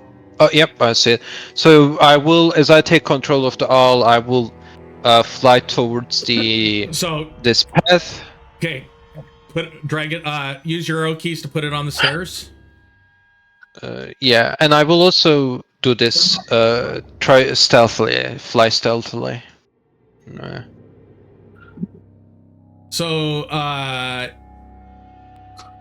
your owl, as it goes through the stairs and through about a 30 feet of tunnel, it ends up into another very large room. It's about 50 feet in width and probably close to actually, let's go this way. Close to 175 feet in length. 35 feet in width, 75 feet in length. It does see a raised nave directly opposite it, about 40 feet away. Am I supposed to have vision with the owl right now? You should if you click on the owl. Yeah, I have the owl selected, but I don't have vision. That's okay. Let me fix him. Let's go here. Let's do prototype. Let's do token. Vision. Enabled. And while you do that, do you want me to roll a blind stealth check for the owl? Sure. Okay. Do you have vision now with your owl? Yeah, I do. Alright. Yeah. Fun fact, owls are really stealthy when they're flying. In real life, I mean. Anyways. Oh shit. So go south 2, use your arrow keys. Go south 2 and then go north 2 with your arrow. 2. Go down 2. Yeah, I will do. With your arrow keys. Now go up 2. There you go. Yeah, sorry. Alright, so I'll just move it here to be safe. So as I see this, holy shit, okay. That's a lot. I think, let me check the spell description. I think I can still speak as myself. If I remember it correctly. Did it put the text in there? Yeah. You're within 100 feet of you. You communicate with it telepathically. I think nothing prevents me from speaking as myself, I believe. Nope. It's just I am blind. Okay, so yeah, as Wizard is seeing this, he's gonna continue talking. It's a bit of a weird sight because, you know, you can clearly see that his mind is somewhere else, but he's still speaking. He will describe what he's seeing to you guys. You know, he tells you, I see this, is this like an altar? This here? It appears that like this would be an altar or a lectern where somebody would speak. that does appear to be something of significance back there. You can't really tell what it is as an owl. Okay. Or And you these personally, are windows? They would be windows if you were on the surface, but we're below ground. Right. So they are made of glass, I will tell you that, and colorful glass. He's able to discern that. Okay, so you'll say, I see some elevated ground with, I think these glasses had some specific name, but I'll just say these colorful, like a temple glass. I see those. I see a. I will say that your 100 feet would end where I drew that line on the map. Okay. I'll find, and let's see. As he's like, I see some statues on the ground. This seems like a very large gathering place to do ceremonies. It's definitely important place. We should investigate it once we have refreshed up and better prepared. I think this is going to reveal some important information to us. And then that's going to be. Well, can I make a perception check with the owl to see if there's anything interesting? Sure. With go an ahead. immediate. Yeah. Do that. Let's see. I think they don't have advantage in the new book because I don't see any feature to give advantage on a side check. Let me. I'm going to pull up his description. Yeah, I only see flyby in the features. Still got a 22. That's not bad. Yeah.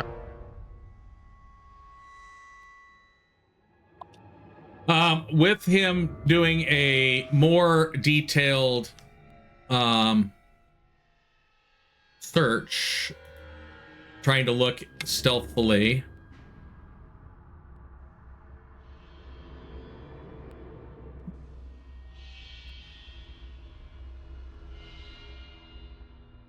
Let me try this.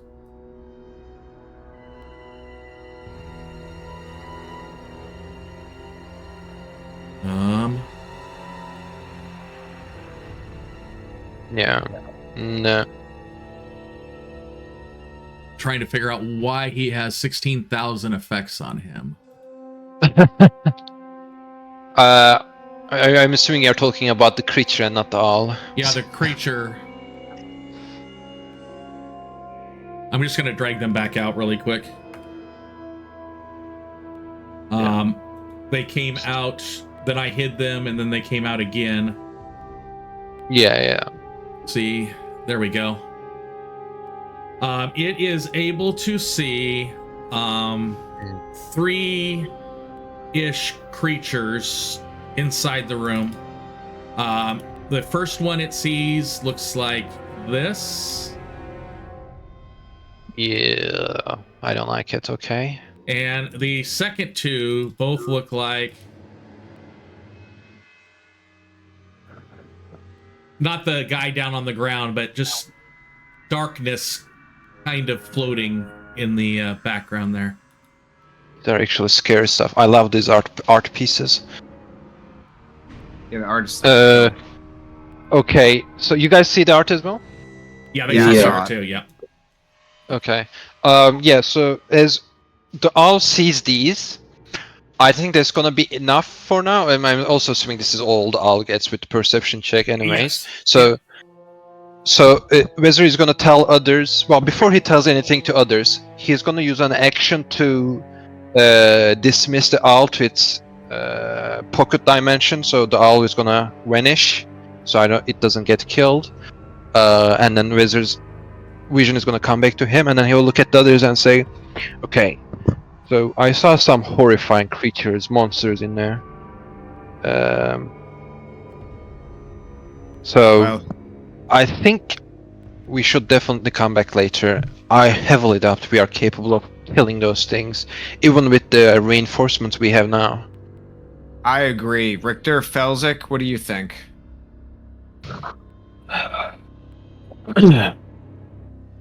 Should have come back with more guards. I mean, based on the creatures I saw, can I make like an Arcana check to see how, like a general vibes of these monsters, see like how tough they are compared to what we faced so far?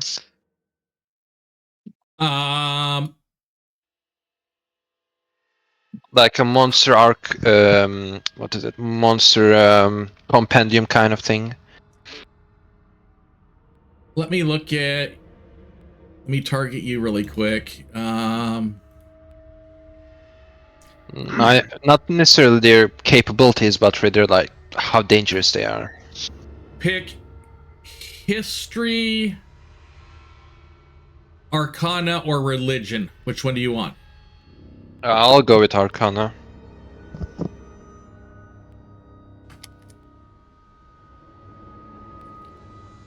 I think this the catch-all stuff.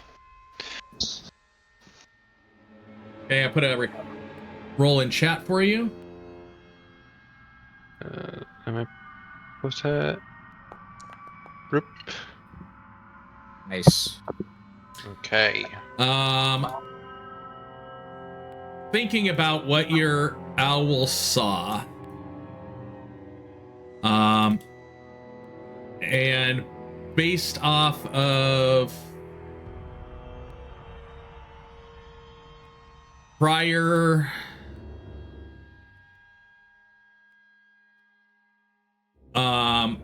stuff that you've learned,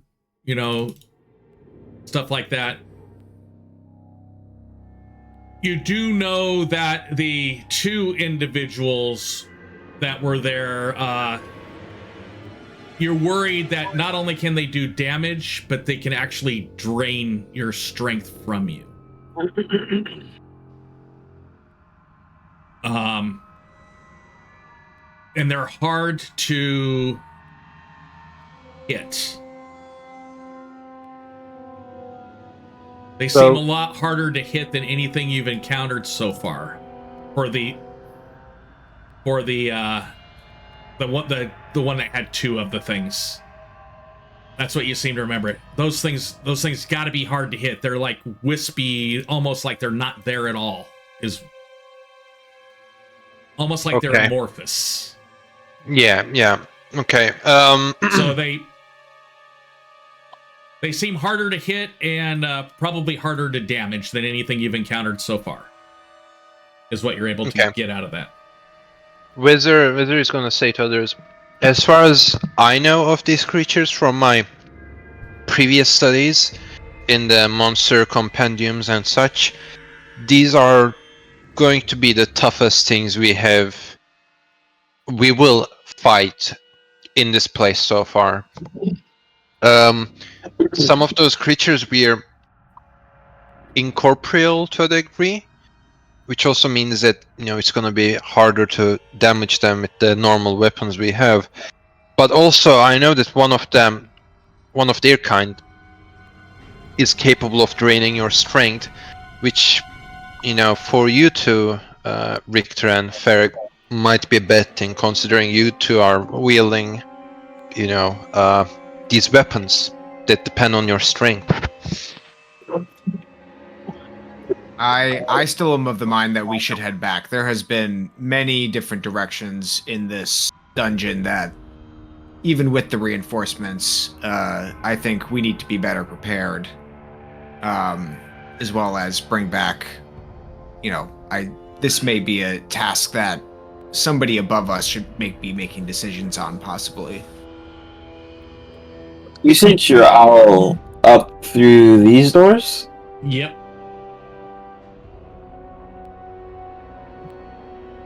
Alright, we can we could also go a different direction and not necessarily go towards these things. We do have those stairs going down. That's fine. And those ladders that we found in the sarcophagus. Felzik is going to ask, with your familiar, did you see another doorway? maybe something that leads further down. This door was hidden, so whatever creature in there were meant to be hidden from people who were coming down here. And the amp was, I would guess, guarding the door through some type of spell or illusion. I did not see any other doors or passageways while the familiar was traveling. Once I entered this huge, area, it was kind of far away from me that I couldn't push it without severing the connection. So if that place, that huge room, has other doors, I haven't seen it. But it kind of looked like the most important place in this whole underground temple so far.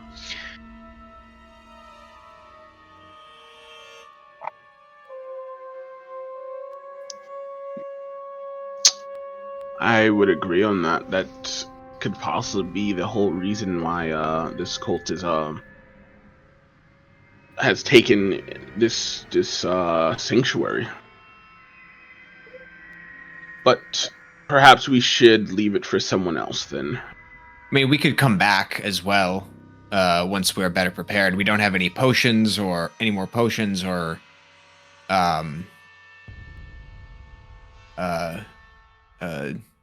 really any other supplies for a long-term dungeon trek right now, this is what it seems it's turning into. Yeah, let's just prepare and come now that we have better information about this whole place and we have the key, so we can lock these doors so that the other cultists cannot enter unless they have duplicate keys, I guess. And maybe we can set some guards to watch over it hidden, and if they see more cultists come, they can send a messenger back to the main camp, let us know.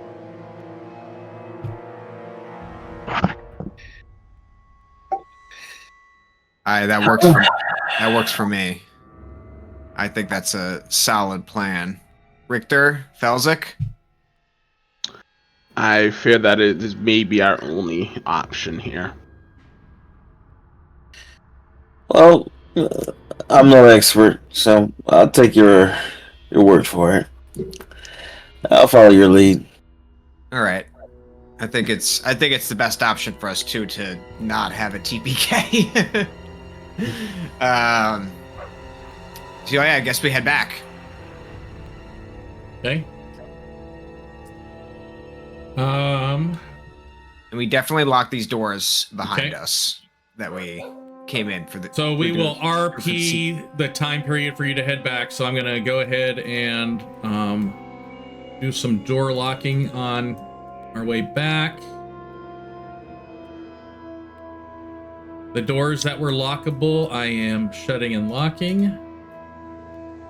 I'm gonna get rid of some rat corpses. Are we foregoing exploring down those two other tunnels? Well, I figured we could do that when we come. It seems like we're gonna come back. I feel like we're not gonna. Yeah, I also feel like we will come back here and explore further once we are level 2. Being careful coming back out of the ruins that you found. We'll say you were careful again, making sure that we really did get all of the traps. We'll say it took you another 15 minutes just to get back outside, just being careful, locking the doors behind you. Marking the sarcophagi that you know would have the that had the stairs, so you know which one it is to go down. You make it back up to the upper ruins area where you originally encountered the cultists. Yanel and the 3 guards she brought with you are here. She goes that she wants to head back to camp with you, but she wants to leave the guards here to protect the entrance in case any cultists come back. Works for me. I think that is a good idea. Wizard will say, these cultists seem like they are a larger force. We do not know if they come back, how many of them will come back. It might be a better idea to place the guard somewhere discreet, like behind the tree line, and keep a watch over this place from there instead of, waiting in this room. Yeah, we'll do our job. We'll protect the area in general. It's not like we're just gonna sit here and wait for them to come in here. Okay. I just don't want you guys to be ambushed by like 20 cultists and get butchered. Cool. I say we let the guards be here then and head back to camp to inform them of everything we found. So. Okay, ba-da-ba-ba. Want to make sure I have people on the map correctly.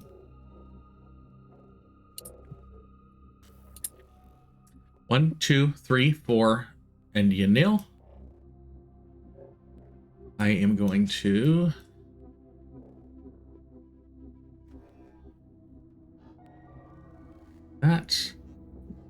do that.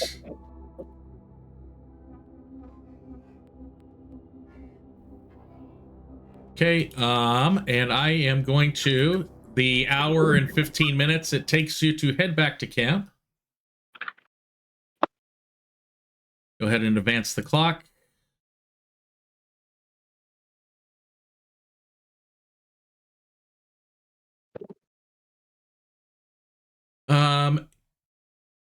You arrive at the expedition campsite around 4:15 in the afternoon. The sun is starting to come down in the sky. Not any chances of it being dark in the near future. But you arrive at the campsite where you see 2 guards protecting the entrance. And you see a whole bunch of tents, wagons, and such in the center of the campsite. Yanil goes, we probably should report this to Arlen. Okay, lead the way to wherever he may be. Okay.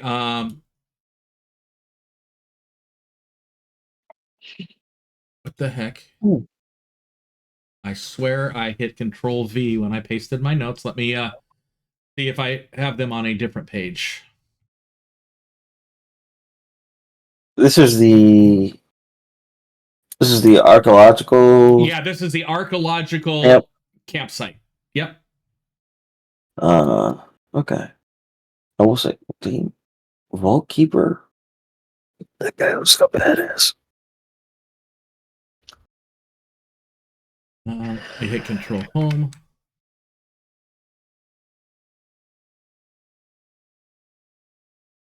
Those.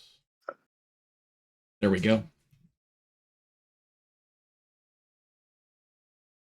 Control C. I just got my notes in 2 places. I'm trying to consolidate them all in the OneNote notes. I'm putting them back into the OneNote notes right now so that I have them easily. Yeah, take your time. I don't want to. I'm finding OneNote's much easier for me to organize and keep track of than that Google document. Here we go.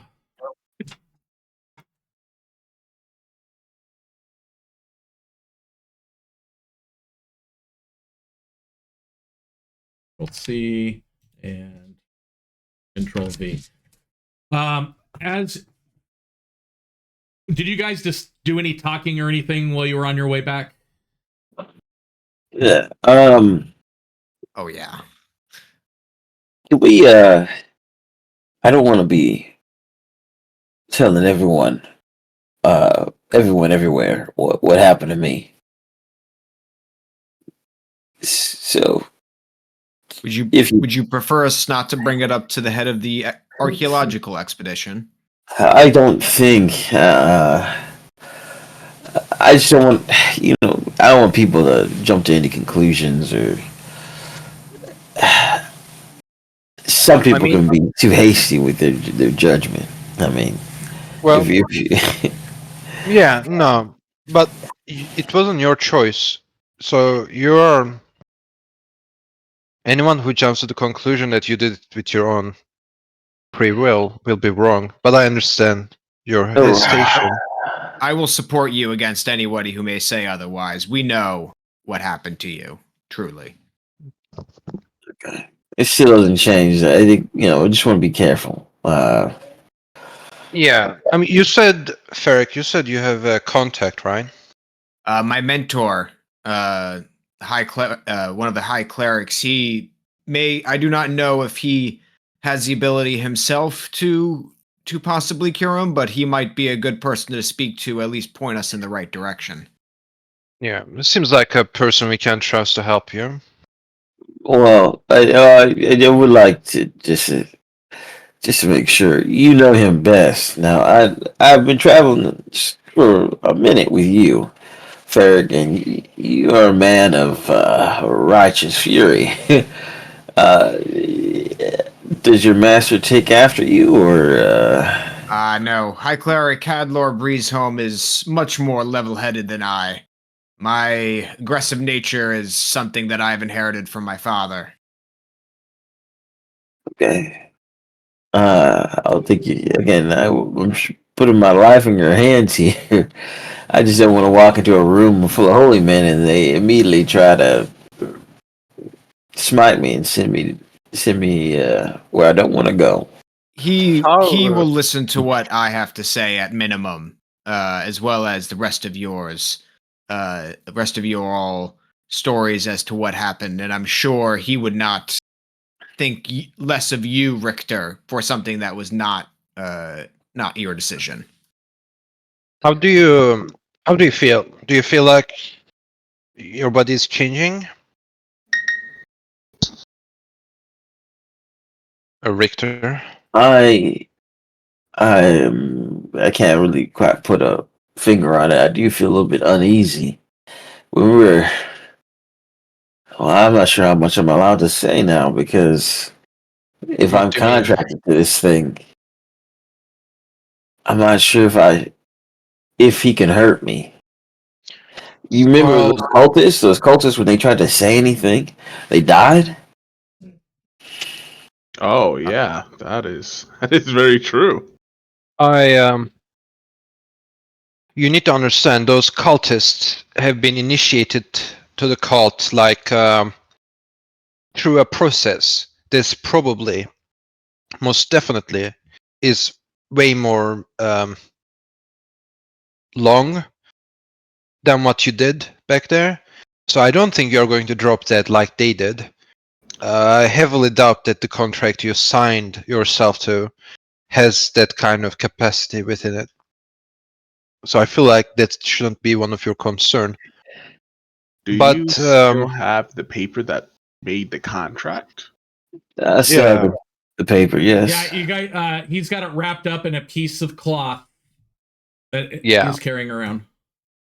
So what we could do is,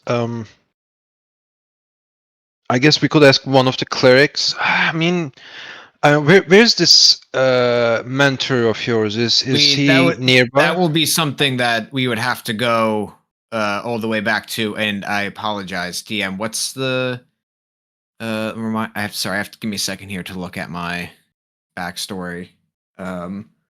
We would have to go back to Jambito, which is where High Cleric Cadlor is located, but that's on a separate island, so that will take some time. I believe that whatever we're dealing with here is something we should handle more pressing. Right. Before we go to that. Okay. I don't mean to. Well, Unless Richter, you utterly demand that we must, try to solve this. I know this is something that was brought about by us pressing into that dungeon, so it's kind of all of our problems, despite the fact that it's just affecting you. No, I'm not gonna. This seems like my issue type of thing. It's not. It's not your duty. well, It's part of I my mean, job. Part of my job to protect you. So I mean, it might not be our duty, but it's not like we are just gonna let you be a victim of this contract. I think we should act sooner than later, especially not knowing if this contract is going to have a certain lasting change on you. You know, there was no details about what boon was granted to you, and you said that you are feeling different. And I think the last thing you would want is changing to something else overnight. So Well, this contract, mhm. we could show it to perhaps a cleric and get their insight. At Do we least know? try to figure out. Yeah. Sorry, I was going to just ask the DM if we knew. I'm assuming there's other clerics besides myself that has come along with this expedition. I'm somewhat of a novice still. Yeah. Is there somebody who's much more knowledgeable than myself here with us? Yanil goes, if he wants clerical advice, Sister Dawnlight should be at the excavation camp. Is it online? Oh yeah, Sister Nalara Dawnlight. She's a cleric to Linara. Okay. Lanara, was it also the same goddess we saw the symbol of down there? Yeah, that was two, one yeah. of the two. Yeah. Okay. She might be definitely interested then. Okay. Right. So maybe we can go. I also would like to turn to Felzik and ask, Felzik, are you all right? I know that I kind of woke up there in a daze and saw you were down. How are you doing after that? I have a new scar on my back for a story, but other than that, I think I am okay. Okay, well, I will try better to make sure that you are not put in such positions due to my reckless nature. It's fine. I think you did the right decision. Who knows what other reinforcements that imp could have summoned? What if he had called those things from downstairs? That's very true. Well, I'm glad to hear you're all right, Felzik. And you. Yeah, it was real close there for a moment. That's also an important lesson, I guess. But right, so this cleric then. And the cleric's not the leader though of the expedition, right? That's a separate person. That's a totally separate person. Yep. Okay. All right. Okay. I think we should go speak with the leader first, just to kind of give them the lowdown about the dungeon, just because of the more dangerous nature to the people at large, as compared to just. I know it's just affecting the curses just for Richter. Yeah, no, it's good to give a report on our findings. As we are walking, I do wanna give a glance at Richter, see if he's sweating or all that, like if he's giving abnormal bodily signs. I'm going to do a quick request of you, Richter, and then I'm going to do. Well, then we're going to do a blind contested roll. Okay. Felzik would be asking some very invasive personal questions on how he feels. A lot less tack and inconspicuousy than Ferric is.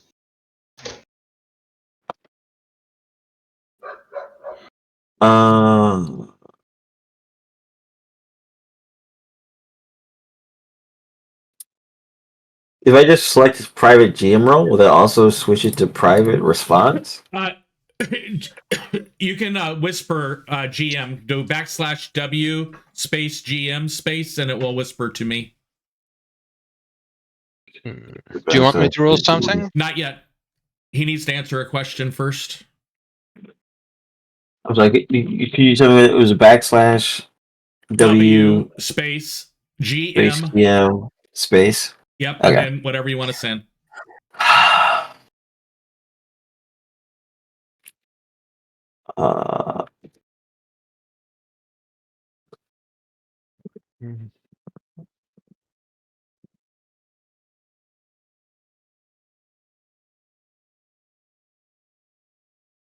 Okay.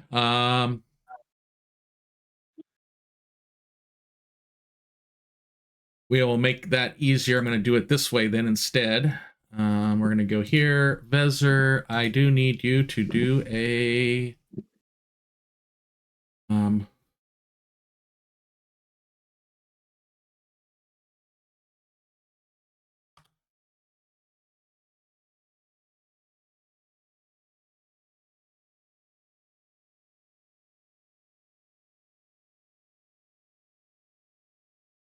and you're going to do this. Richter, you don't need to roll that. Okay. So Vezir, if you could click that in chat. Yeah.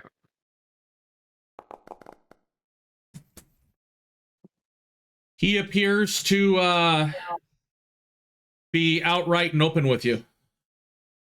Okay.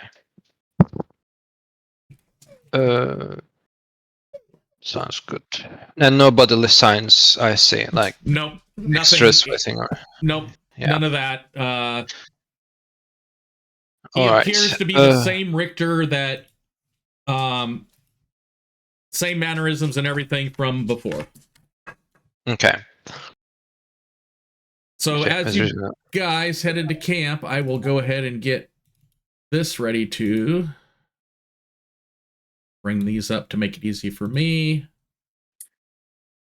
Quick question. I don't feel anything. It was just that one rush of cold Yep. in the crypt, and then since then I've just been feeling just regular. Yes. Okay, so to answer your fellas, like any questions, he'll just be like he'll answer you plainly. Like no, I'm fine. Regular temperature, don't feel cold anymore, or something like that. So the first person that you kind of get nearer to as you guys are approaching the center of the camp is Captain Auric Flint Braid. He is a member of the Emberborn League.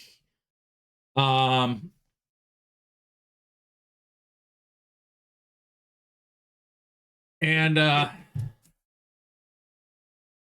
you go back up here to my notes. He's scarred. He's got that golden brown beard.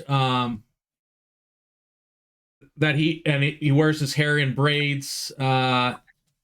His armor is emblazoned with the sigil of the Emberborn League, a flaming anvil. He's got scorch marks on his shield that you can definitely tell he has been in past battles. The other two members that are there at the center of the camp, the first one is the head of the Wardens of the Deep Dark here at the camp. This is Vault Keeper Dren Hollowstone. He's stocky, grayish skin, durager with deep set glowing red eyes, thick white beard. He wears reinforced leather armor. As with the Wardens of the Deep Dark, he's looking for... This camp is focused on trying to find an entrance to be able to get back to the Deep Dark, as well as any relics and stuff they find. And the final leader at the camp is Arlen Thorne. She is a half-elf with the Crystal Seekers Guild. Basically, treasure hunter like Yanel. And that's why Yanel said, let's go talk to she.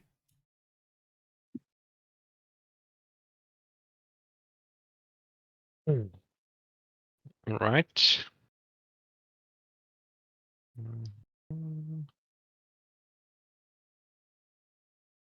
Just stick around these guys.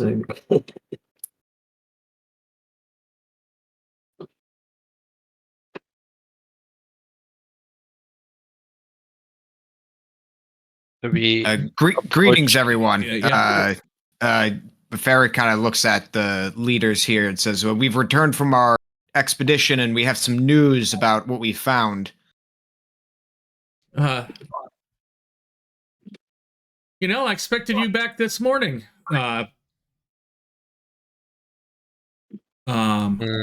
She says to Arlen says to, what took you so long? A lot. A huge temple. An underground huge temple. Yes, We fought many undead down there, as well as encountered a fiend and Vezer. What were described to us again? The creatures that you saw. These ghoulish monsters and incorporeal shadows. It's difficult to describe, but suffice to say, they looked way more tough than what we were capable of handling ourselves. It seemed to be some sort of that it was a temple that was underground, formerly to Arion and Lunara, that was desecrated by cultists. Cultists of Orcus. It seems like, as far as the story I could have gathered up, the temple was taken over by these cultists of Orcus, and then they have progressively converted it to their own religion. So faith. You mentioned the underground ruins to the gods of Lunara and Aron. As you mentioned that, Auric Flint Braid. Wait a moment. I'll go get somebody that may be interested in this. And you see him head off to the northeast portion of camp as you guys continue your discussion with the other two. Yeah, Felzik will also include. We also found notes pertaining to some sort of ritual that was happening there. Though it didn't. We did not see any connections. It spoke of arcs and sacrifices of 6. But we did not come across anything of that nature. Maybe it was something from the past or something that is yet to happen. And it seems like this cultist group, they might be way bigger than it might have seemed at first. If I remember correctly, one of the letters we found was discussing arc cultist or something like that? A ceremony later, if you will. We only faced 2 of the phase 2 cultists in the location, but they seem to be tending the part of the temple that was on the surface. There might be dozens of them somewhere out there.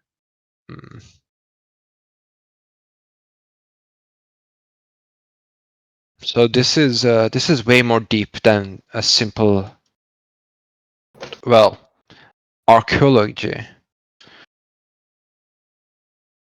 So after about 5 minutes as you're doing this discussion, Auric brings with him a pale-skinned, silver-haired cleric. Obvious signs of Lunara on both her armor and just her presence. She seems to like to glow with the same presence that the moon glows at night. This is Sister Nalara Dawnlight. She is here to help us consecrate some of the ruins that we have found. Back to Lunara. She may be interested in your story. Right. Yeah, he said that you found ruins to Lunara and Arion. They've been rumored to have... There's rumors to have crypts to some of the high clerics from pre-Rising era around here, but we've never been able to locate them. Well, this might be the location. Oh, it was ancient. What was the name of that? We found one of the old heroes, or Arctic Sunveil. High Priest Yes. Eldrick Sunveil. There was a memorial statue to him. So this might be the place. When you say Aldrich's name, she goes, Mando, you're fine.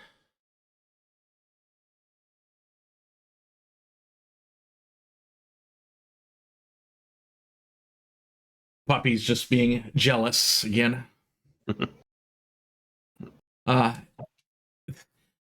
That's definitely the ruins that we've been looking for last 200 years. And Yanil goes, "Yep, I found him. I'm the best archaeologist out here." And we got some bad news. Looks like the whole place is overrun by these Orcus cultists, and they have desecrated and converted the location to their own personal rituals. As well as there's who knows what other horrors lay deeper within. We've not finished exploring the entirety of it. No, we definitely need a stronger group to explore it. I think the preliminary exploration done by 4 of us, it's going to be too dangerous just for us to do it. And I definitely need to rest before I go back, for sure as well.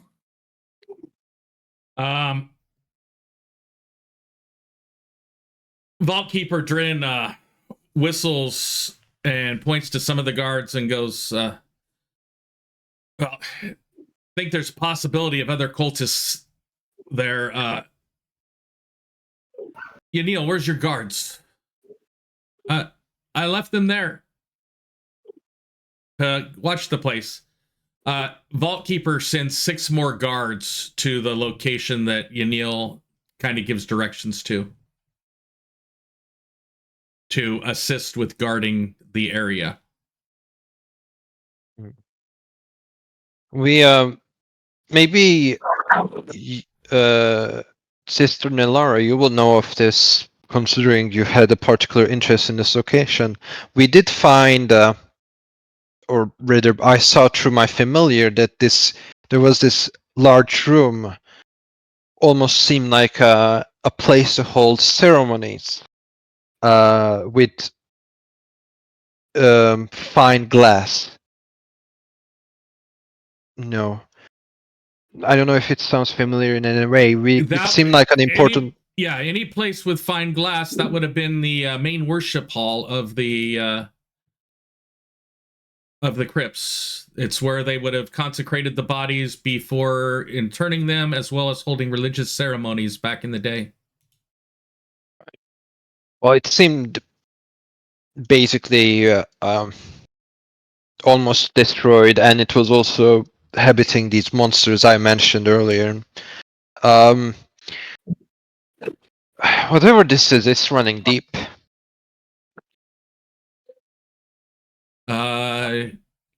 Then if you guys go back, I will accompany you if you're that worried.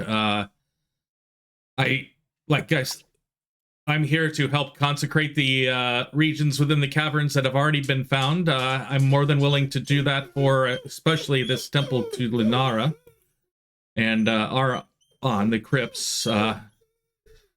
Major important history that can be probably found here. I'll say this: the consecration of this place sounds like an ideal thing to do, but as long as this cultist of Orcus is standing, I think that we won't be curing the cause, we will be curing the symptom.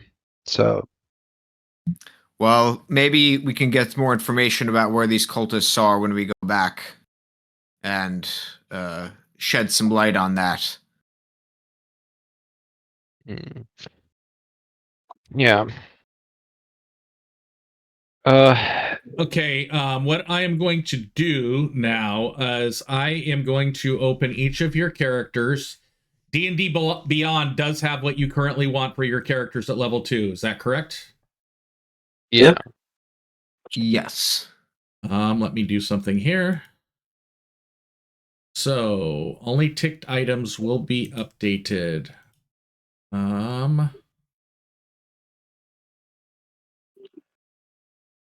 Classes, features, spells. Cross our fingers. I'm going to do Ferric first.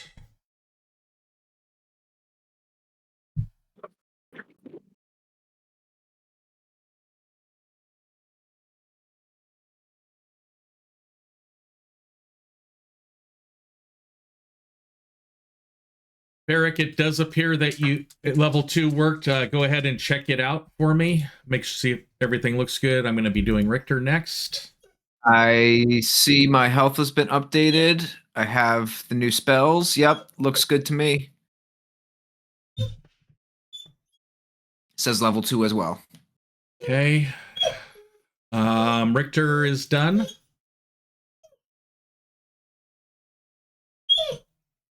Mando, if you give me a second, after I get them leveled, I will take you back outside for a minute. I have Speaker Felzik being imported. I didn't do anything on the health on that. I didn't know if we were rolling health or taking average. Okay, we'll fix that. What did you do, Ferric? Mine just took the average. Yeah. And I just left it at that because I wasn't sure either. So yeah, let's leave it at average. So if Richter, if you want to fix D&D Beyond to do the average. And any I think it might have already done that. Let me Okay. So Felzik, you're gonna need to do the average health increase on yours, then I'll re-import it. It's only showing is 10 hit points your new hit points? It is definitely not my new hit points. I am going to have to take a break. I have a big FedEx package that just showed up. So I'm going to do the break time thing again really quick and get that package and get the dogs out. Then I'll come right back and fix these imports. Okay. Okay.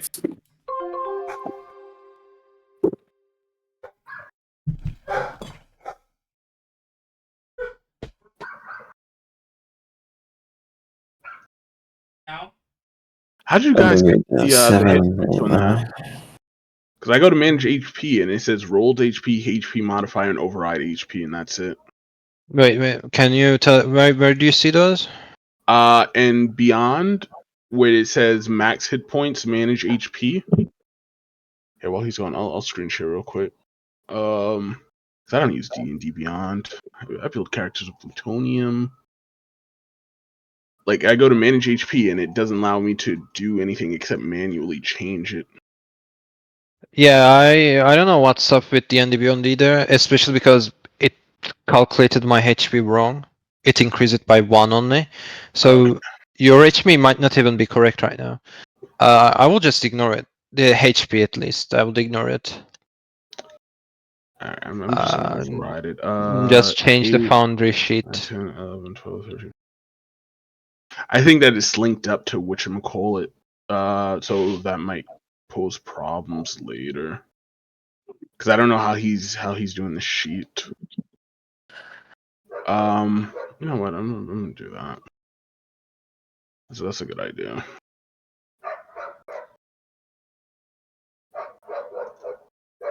You guys hear those dogs barking, right? Yep. Yeah. Sorry about that.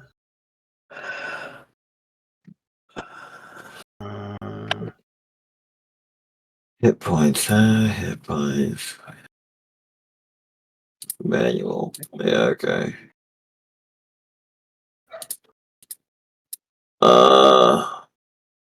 It just added the 2 for my con. Actually. Yeah, I think I will roll as well because we get to reroll the ones. So might as well orange it. I'm curious of what's gonna happen with Richter. Hopefully nothing.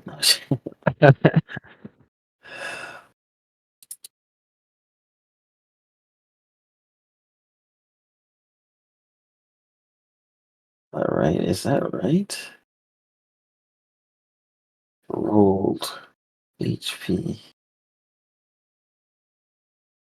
Are you rolling it in the Andy Beyond? No. I think you're in private then. I'm just gonna take the average.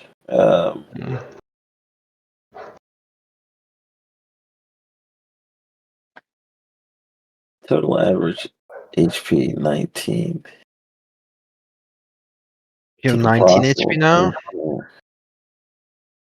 That's what Roll20. I mean, that's what Beyond is saying. Damn. I mean, it is 6 plus your Constitution modifier, right? Because the fighter is D10. Yeah. Wouldn't it Yeah. be 5 plus my Constitution? It is. It adds the +1 to the half, so it's like for a wizard it is D6, so it is 3 plus 1 for 4 plus your own modifier. So average is half plus 1, so it's actually 4 for the wizard. Yeah, that's what I'm saying. Yeah. So for the fighter, your average will be 6, not 5. Yeah.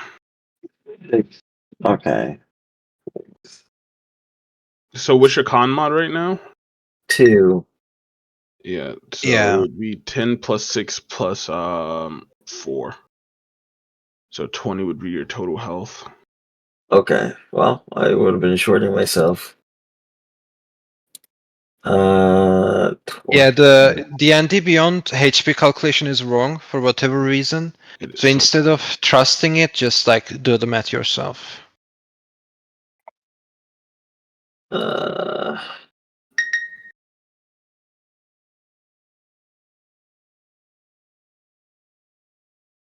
Right. Right.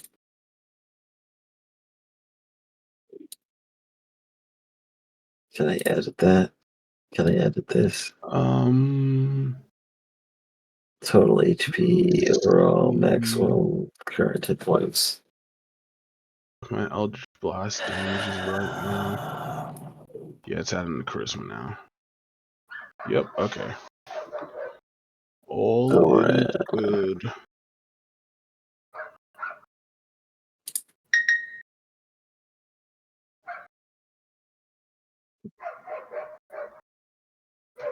Ooh.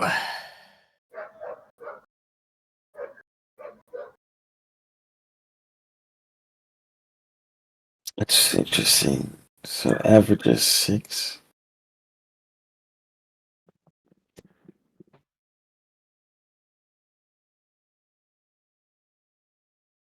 Okay, I'm back. Sorry, the new puppy crate showed up 2 days early. Lucky you. Just something to do tonight after the last session. So let's try this again. So Ferric looks good at 19. Try I'm Richter. gonna roll my Richter I have at 20. Felzik max will be 15. Yep. And let me re-import Vezir. my D&D Beyond HP is wrong as well, so I'm just gonna change the Foundry HP myself. Okay. D&D Beyond increased my HP to 8 from 7, so. That means you rolled a 1. That means you rolled a 1. I didn't roll though, that's the thing, I took the average. But I don't want to take the average, I wanted to roll, but I waited for the game because I wanted to roll front of you. Know, so go ahead over here and in Foundry roll your 1d6, yeah. Your 6. Yeah, I'll just manually roll the shit. So we'll change it to you started at 7, right? Yeah. So we'll change this to an 11. Let me go here. I'm gonna view and I'm gonna fix this.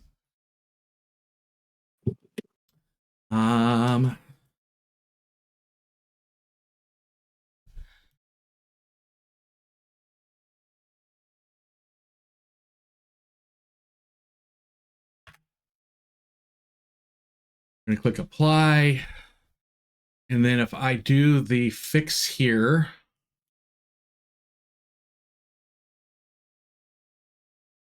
click that.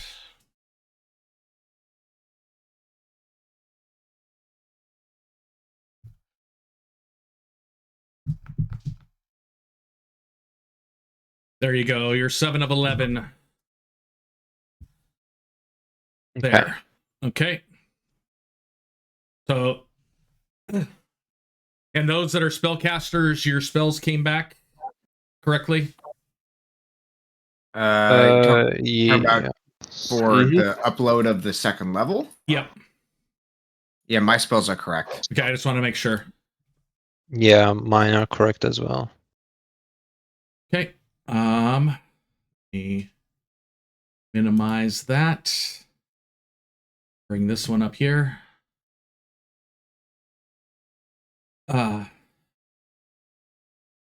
So he did send some other guards off with the to go help protect against cultists. The Vaultkeeper goes, that's interesting. We haven't seen cultists present out here. Just bandits here and there. We're making significant progress at the camp. But finding, hopefully, the tunnels to the deep dark. Got a main one that we're currently excavating. Couple smaller ones that we haven't sent anybody out on yet, but we'll keep an eye out for any cultist presence in our area too while we're at it.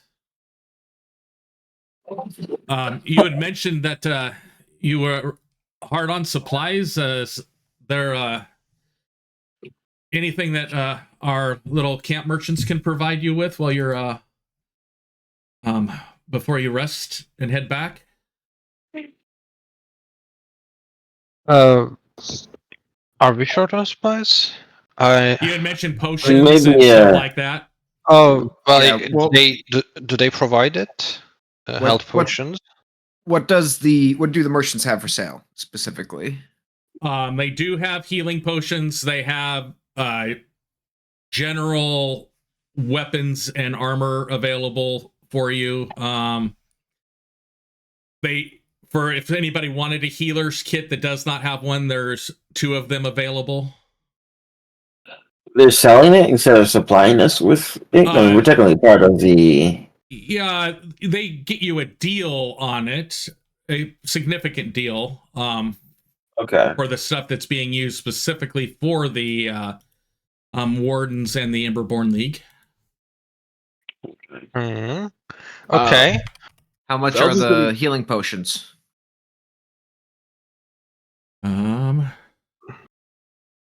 And Felds is going to take this chance to try to pawn off some of the archaeology loot that we have. See if he could sell it to Yanil or even Arlen, like the notes, the hilt, anything like that. That sword should. Oh, I'm sorry. Did someone take the sword?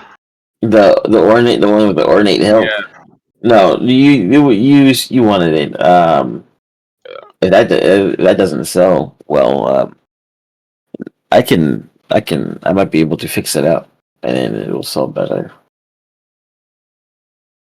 Yeah, if you want to take it, you feel free to. He's selling any types of archaeology trinkets. The hilt probably has a monetary value, unlike the other stuff. So if you want to try to sell it somewhere else, you can. Yeah, if you wouldn't mind, I would like to work on it. Fells is going to give it to you and try to upsell the rest of the junk. This letter still glows with letters. A threatening message from a forgotten cult.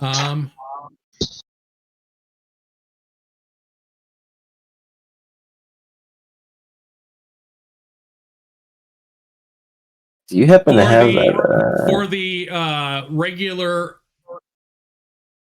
potion of healing, For those that are directly working with the excavations, they will sell those for 10 gold a piece. They're normally 50.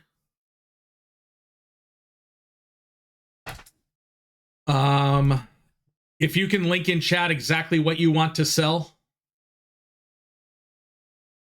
or type in chat exactly what you want to sell, I will give you a recovery fee for that. I'd like to buy 4 healing potions. I will subtract 40 gold from my. I'm going to put them on the ground. Did who has that we got a dagger. It was a silver dagger, right? From that yeah, we did find a dagger. So you got a rusted longsword with a Nort hilt, which Richter is keeping. Okay. A small silver ring with a broken sigil. Oh. No one has a problem giving that one up. Go ahead. A bone dagger with an obsidian edge.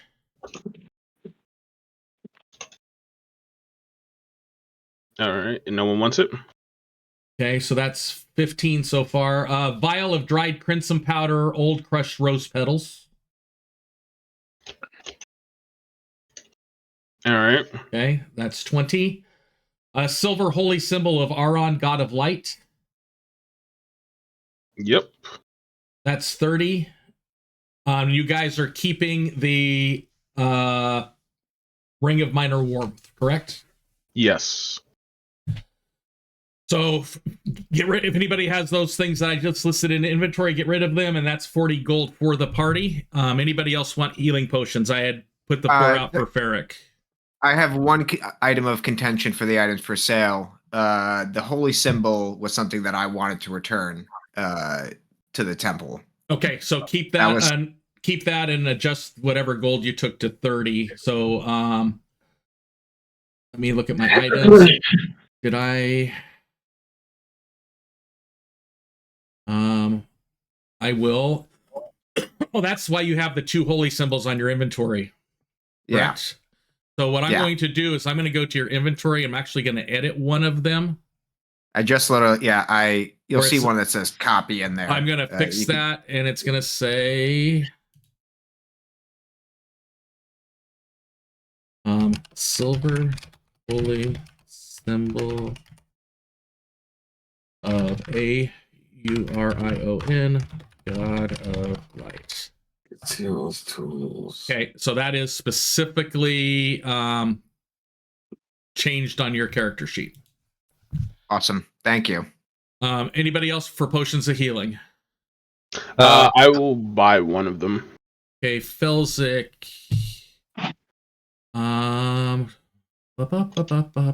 many healing potions do they have? They have enough to cover you unless you're gonna buy like 100 of them. Okay. Did we distribute the money from those loot? Yeah, everyone gets 7, and 2 people can get 1 extra gold. Okay. Unless we're breaking up to silver pieces, but I'd rather just give the extra gold to someone else. So as you discuss the notes and the other items that you brought back, everybody give yourself 25 gold as your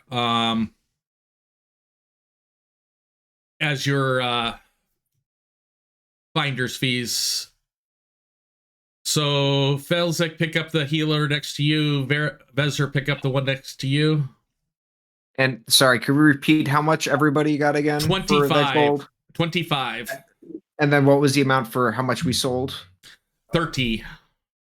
Which is 7 HP, basically. Yeah. Okay, I'll just take 7. I'll take 7. Somebody else could take more. I'll take 7, so you other 2 get 8. I'll take 1 more simply because I have extra outgoing stuff to spend money on with the spells. So I'll just 8 instead of 7. All right. For the healer's kit, which normally costs 5 gold, they're willing to part for 2 gold if anybody needed one of those. Do you need proficiency with a healer's kit to use it?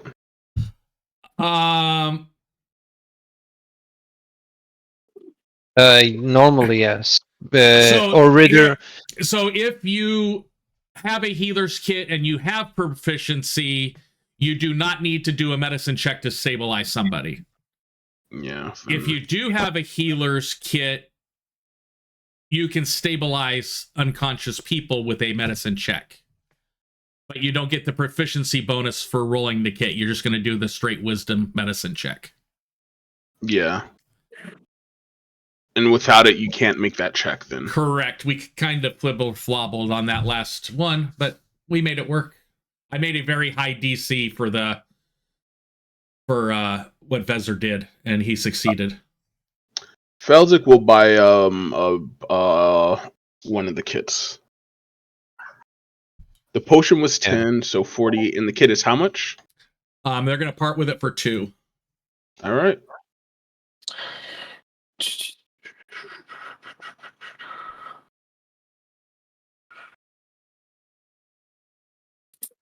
Okay. By the way, these portions you gave us don't have charge, so you may also want to add charges to them. I think there has to be like a setting to have them like. It's just that 5e does not work correctly in Foundry. They've done changes that don't match what the overall Foundry does. So yeah, because potion shouldn't be a charged item at all. It should not be a charged item. Yes. Yeah. It's just the way that 5e has stuff set up. So details. Oh. See, the thing is, if they don't have the limited usages filled in, it's not supposed to be a charged item, but it's making it a charged item. So I fixed Felzik's. I'm gonna have to Discord and ask some people's how do they deal with it. Potion of healing, edit, details, turn edit on, max 1, turn edit off. Vezir is fixed. Come on. Inventory. Potion of healing. Details. I'm going to...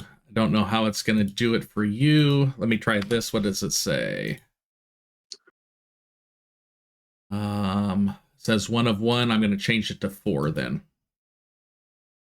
I don't know how it's going to work for the multiple potions. Okay. So Ferric is good with 4 charges. And see, I got 1, 2, 3. I'm missing one of your tokens. Where's Rector? Yeah, where's mine?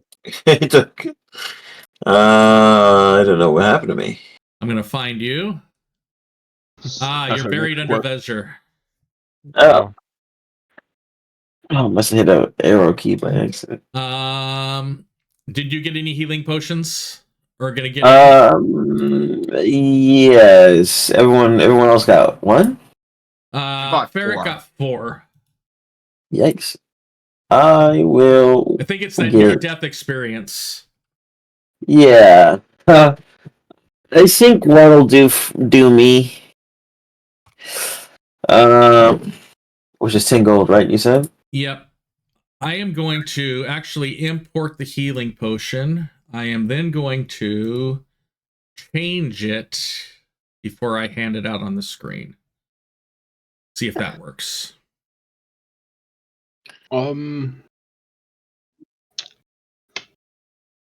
So does anyone have a background that gave them heroic inspiration? Humans get it automatically. Every day, yeah. forgot that I had that. We have one human in our group, right? So you Richter. other two get one as well during this short rest. With my musician background. Oh, nice. That's pretty cool. We could also pass it too, right? Humans can pass it at their long rest. That's the only time you can pass it. You can only pass it to somebody that does not have one. Do you have one, Felsic? No, but if you give me yours, then you won't have one. I can only give 2 people right No, now. I get it at a long rest, so I can pass the one I haven't used to you, and then I can cap one. So Richter, there's your healing potion that should automatically have a charge on it for you. Okay, let me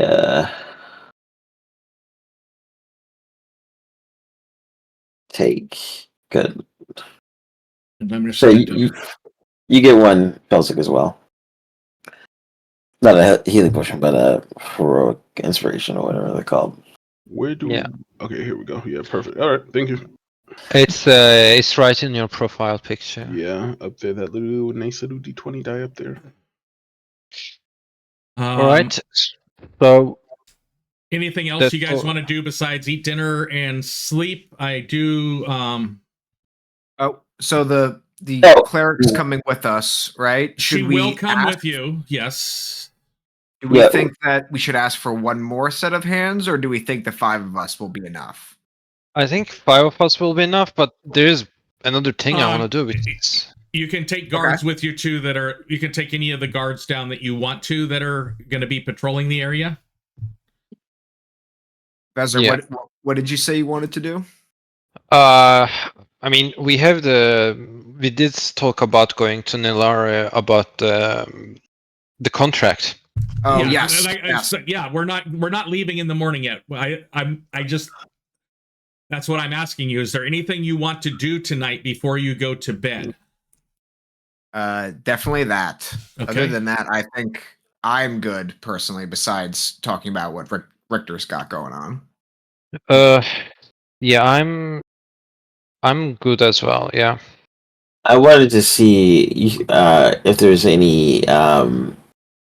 So I see that I don't start with those kits. Do they have any crafting kits, artisans kits? Like I'm trying to look at what I am percent. Oh! You know what? I will buy a. What is it? The thing with the lockpicks. What is it called? Thievery tool. Okay, let me pull the items back up and see what they have available. Yeah, Thieves tool is what it is called.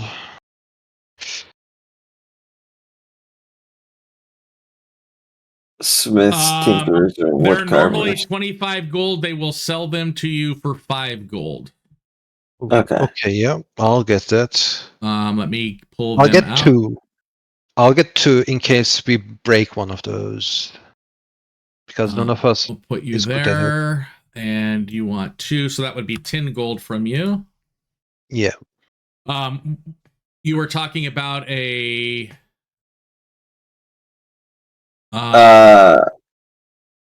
specifically wood carvers tools, smiths tools, and tinkerers.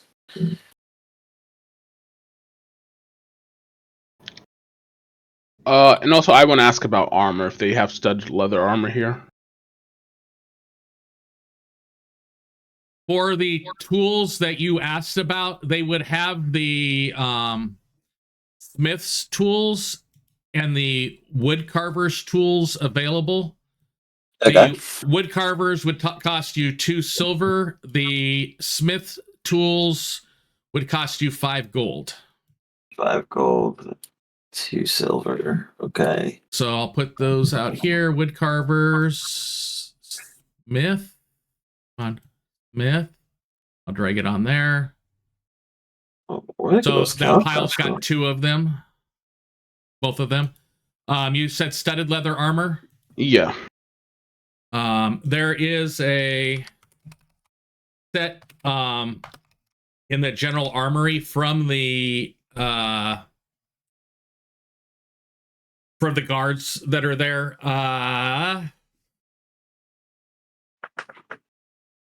7 gold for studded.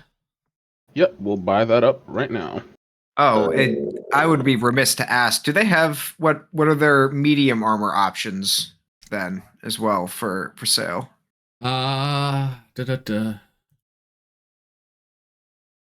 Armor.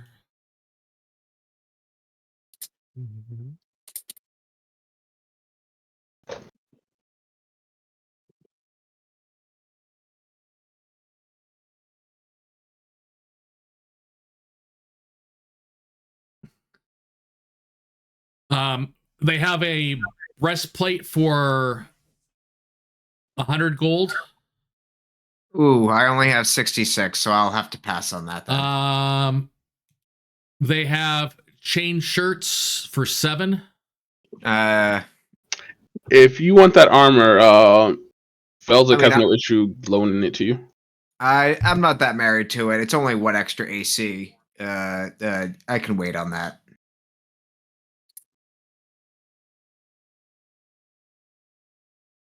And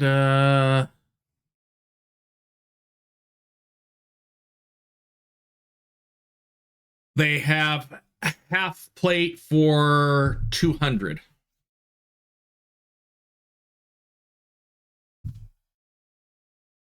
You notice most of the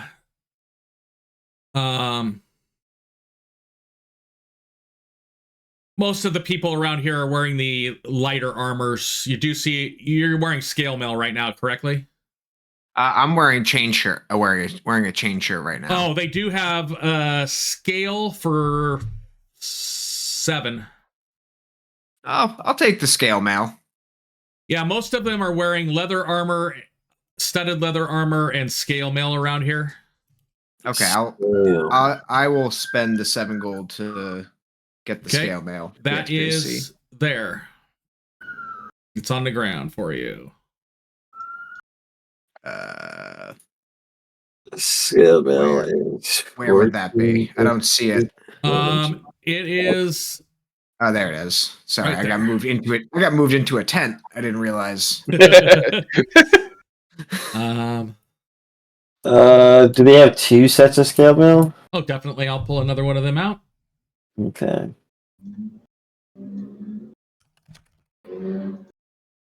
Did I get it? Make sure to group it too on the sheet. 7 is. Yeah, it's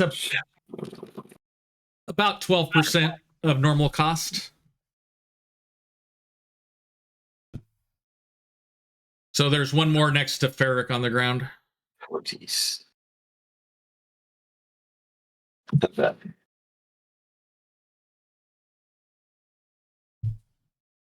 Take that. Will they actually take my old armor for any price? You'd probably have a better shot getting more money for it in town. Okay. As far as encumbrance goes, we'll keep that. You could pretend like you're going to leave it in the camp for now. Okay. So if you want to leave it in the camp, you can just drag it onto the ground here, and then when you guys actually head back to town, we can come back here and pick it up, so it doesn't impact your carrying capacity. I will do that.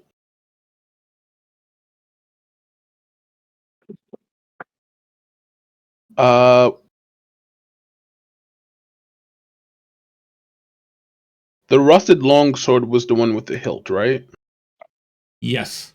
All right. I have a copy of it on my sheet. I'm going to delete it. You have it on yours, Richter? No, could you drop it on the ground? I'll pick it up. Yeah. Create new pile. One of the daggers was the ornate dagger. Damn.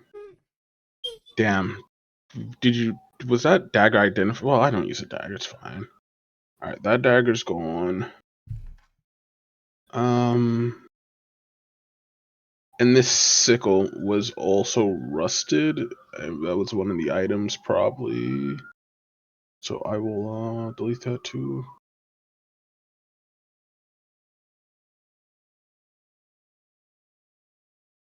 Rusted longsword.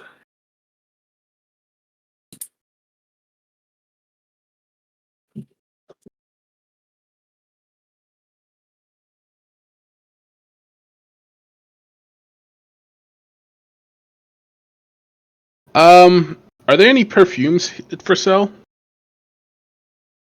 No, that wouldn't be something that they would carry in their general camp stores. But you can request when the merchants are they travel back and forth to the nearest towns. They could probably have it ready for you tomorrow afternoon. Do I have to pay a fee for that to grab it? Nope, because they're making the trip anyway. Gotcha. He'll still tip whatever merchant of gold for their service for picking it up for him. Okay. He's about making good relations, so I'll take a gold off as a tip. Okay, I'm going to you're going to import, so I have it available easily for you next time.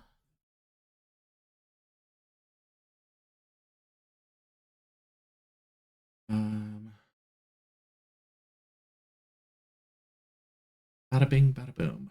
I gave you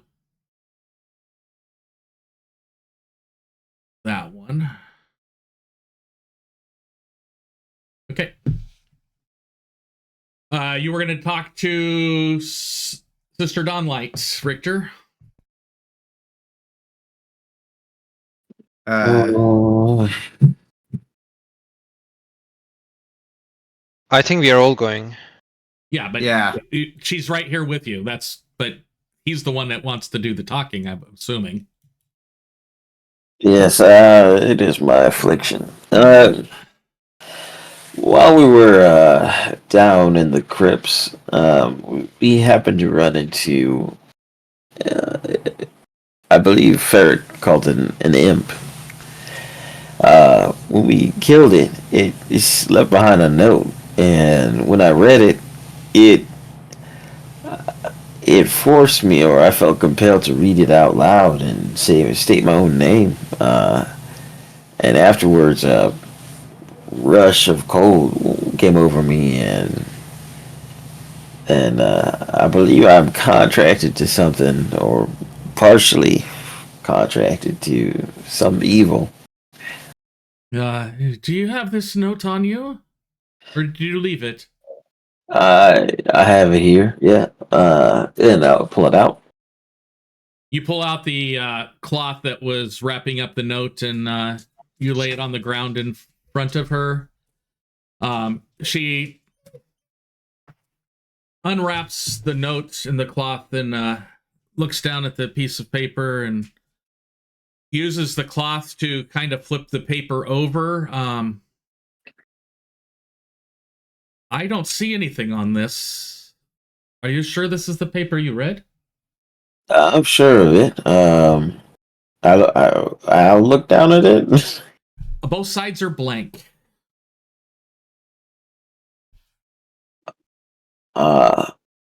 Okay. Do you mind? She reaches towards you. She wants to touch you. No, not at all. Go ahead. Sensing your unease, she approaches you calmly. You see a light celestial glow around her. It's faint. As she reaches towards you, this glow becomes brighter. Her eyes, silver eyes, start to be filled with determination. After, for you, what seems like eternity, but for everybody else, seems like mere seconds.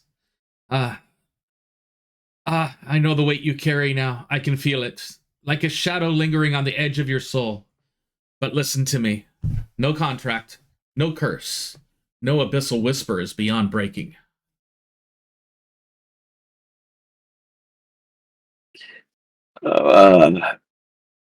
So you said it's on the edge, the edges of my soul. My soul is still mine. Oh yeah, your soul is yours. It feels like you have not been fully asked to complete your end of the bargain yet. It's just a matter of have you received anything from their end of the bargain? I don't believe I have. I still feel like me. You meaning I was supposed to receive something physical, like what did in your words, what did the contract say? In my words,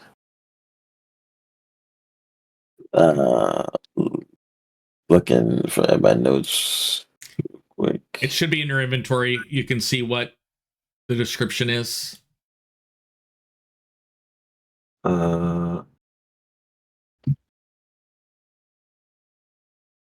Right.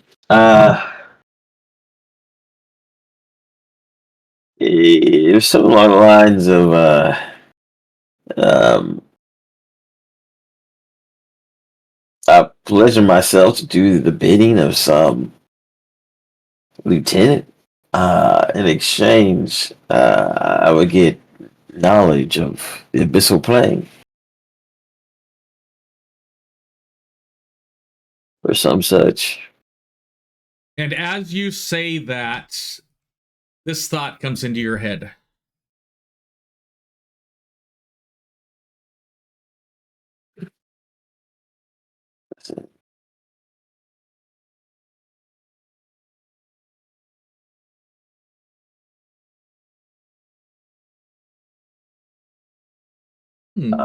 Richard will kind of frown and then hold a hand up to the side of his head. It's like, oh, excuse me.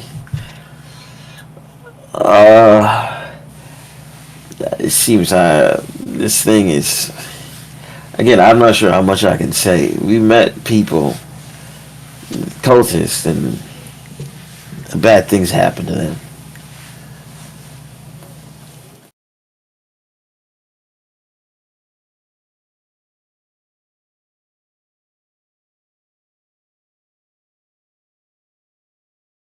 Well,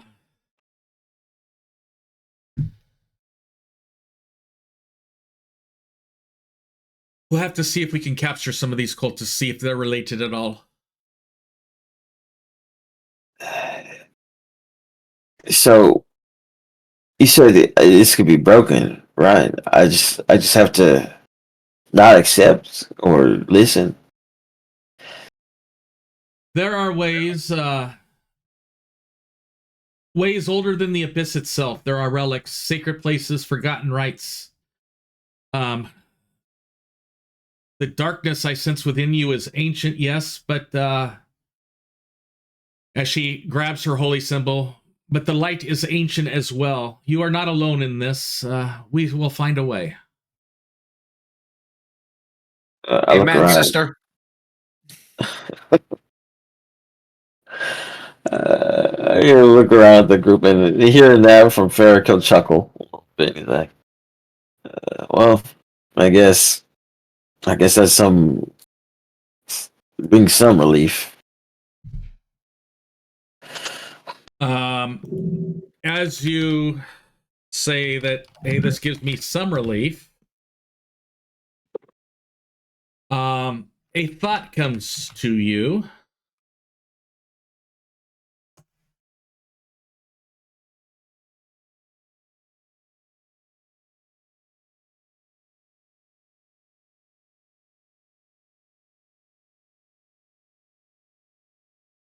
Oh.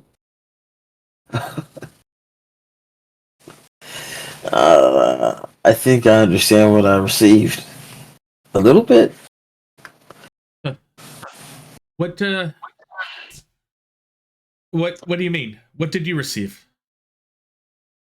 I think you had mentioned something about knowledge. Yes. It seems I can glean little bits of information for things I want to know.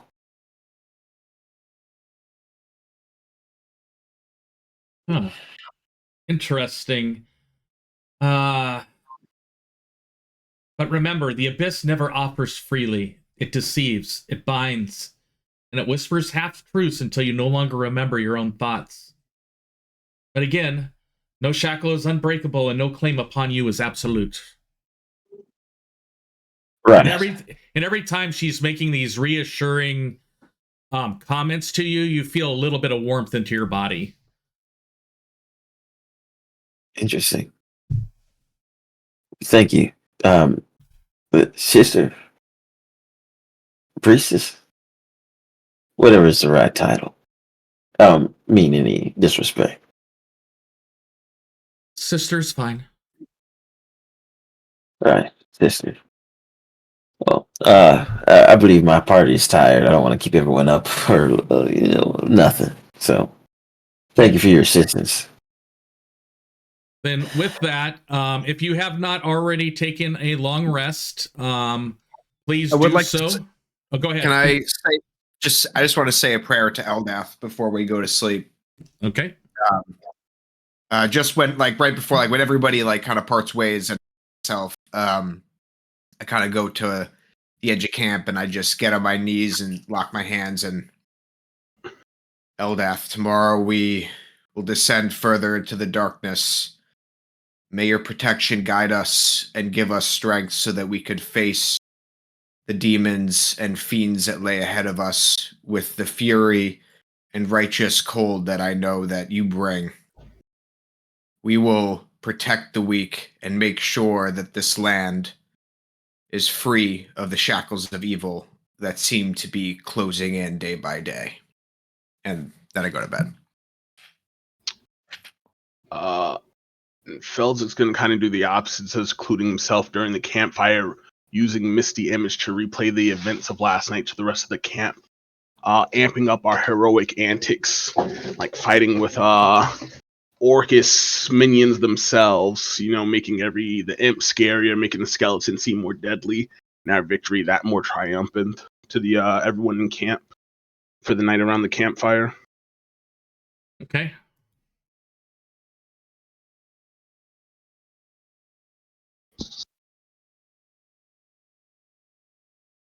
Did I misspell Richter's name? R-I-C-K. Oh, I didn't put a T in there.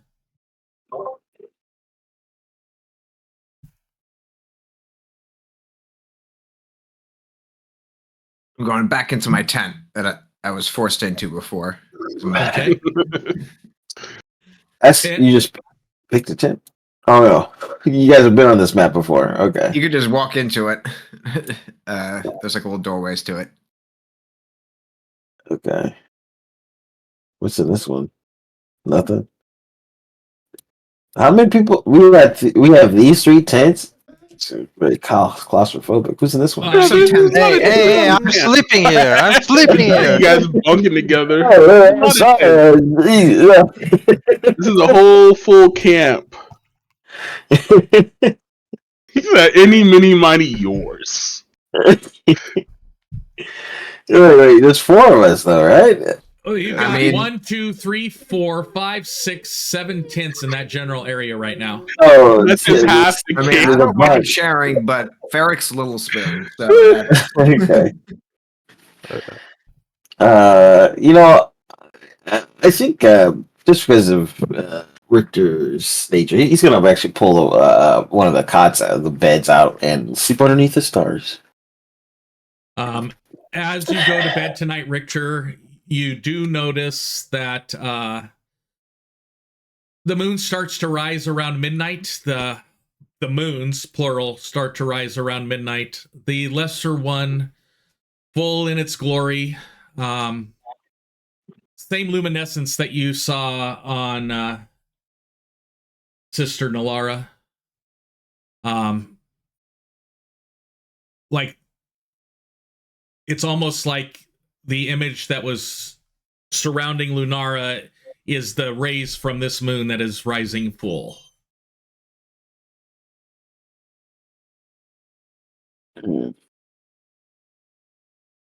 I think he does contemplate. He's never much been into religion. But he does find some comfort in the side of this moon. Thanks to the priestess. And with that, we will, unless anybody's going to do anything during the sleeping time at night, we'll brighten it up a little bit and say it's around 6 o'clock in the morning for you. I think during long rests, you could do when you because I was looking into the crafting rules and stuff. You could do a little crafting during. So during your downtime, you can do that crafting stuff. I just wanted the rusted sword. Now that I got that blacksmith kit, I just want to work on, cleaning it up, making it not rusted. But I imagine I'll take a few, more than one long rest. So I just want to work on a little bit, before I go to sleep. Let me see how your sheets are set up. If you go to your inventory on your character sheet where that kit is, there's a little die to roll. If you hover over it to the left in your toolkits, go ahead and click on that die. Ooh, is it? Ooh. You.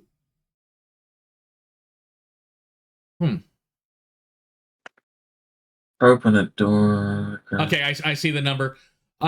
The rust is deeply embedded. You in the kit, you find some oils and stuff in it. You figure you're gonna probably have to let the sword soak in the oil a little bit before you're gonna be able to get any of the rust off on future nights.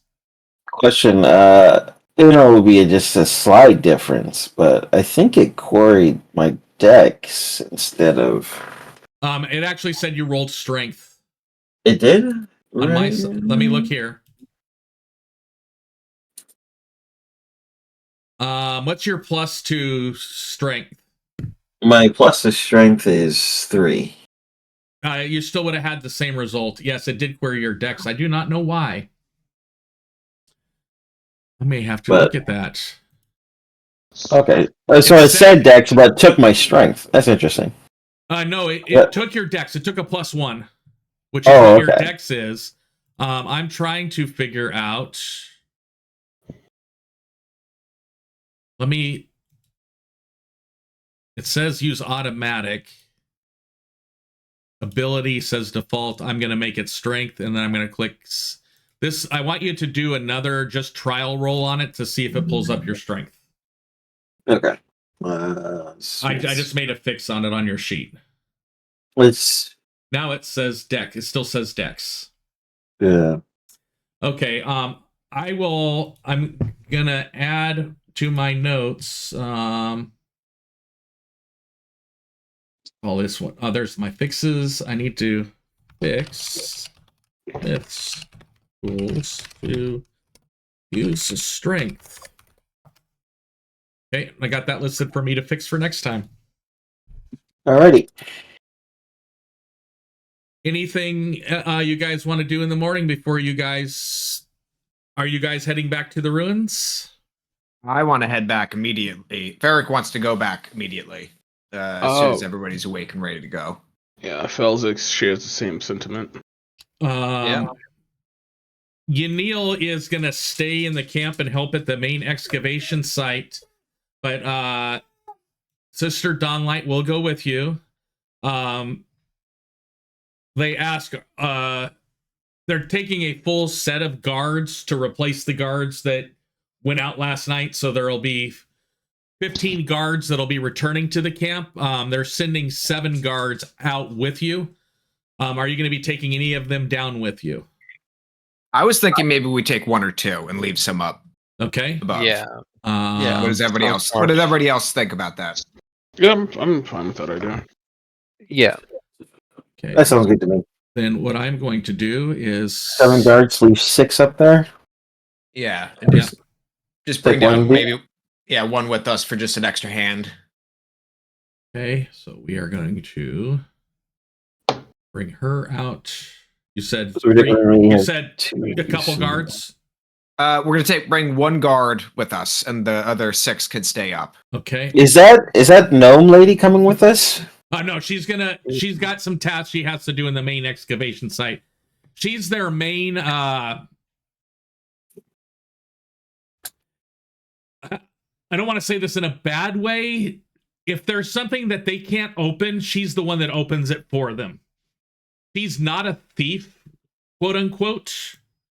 But she is very proficient in sleight of hand type stuff to do things. She's not a thief. That sounds like what a thief would say.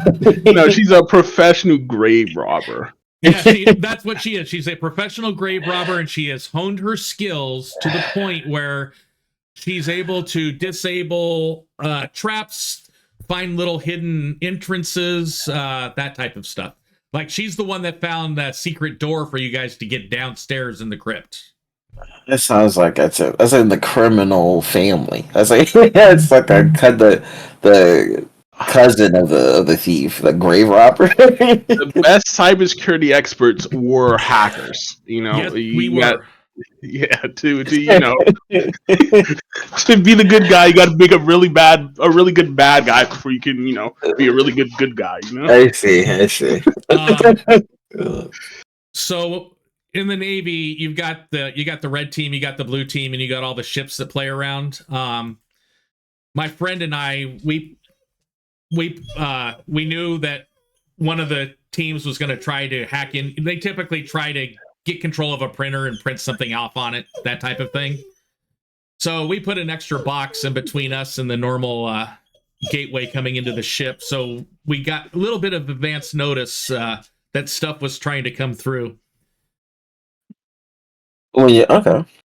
Having fun. The head IT guy on that ship was one of the guys that was one of the leaders of the red team cybersecurity for the Navy.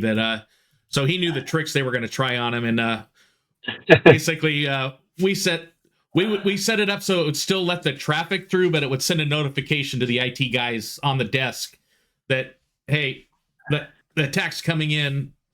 Yep, I know the Navy stuff isn't going to work, but it's coming in, so they could look out and make their reports quickly. Mm-hmm. Yeah, so we cheated. The cheaters. Yeah, he was my next door neighbor. Oh, shoot. This would have been in the early 90s, right when StarCraft came out. And we set up a series of null modem cables to my house, his house, and he lived right above me in the apartment complex. And then his next door neighbor, that the three of us would play StarCraft together. StarCraft. Yep, way back when it first came out. Poor Brood Wars, man. I've never even played the original one. But with that being said, and you guys wanting to make a quick trip to the ruins, that's easily feasible. Mm-hmm. The hour and a half trek that you normally take is only going to take you about an hour because one, it's daylight. You do have a guard present, so you're not necessarily worried as much about the looking out for yourself because you got other people helping you look out for you. Let me change the light on this scene. Okay, it's already there. So you've got you four, you've got the sister, and you've got one guard. You've got the other guards that are going to continue keeping the upstairs clear while you guys go into the crypt. I got a question for the party. When we go into the crypt, which direction do we think we want to go? Because we kind of have three paths. We have the one towards, obviously, the shadows and those creatures that we saw, but they also have those stairs and then the sarcophagus thing. What do we think we want to tackle first? Yeah. I mean, there's sarcophagus back room, right? I mean, in the way it's arranged, maybe we should just go down the stairs first.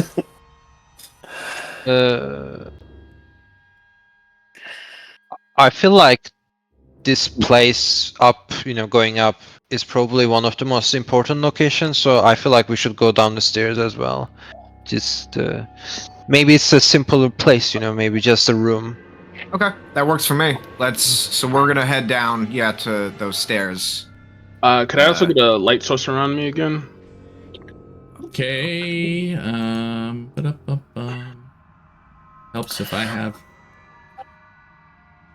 We're gonna do this.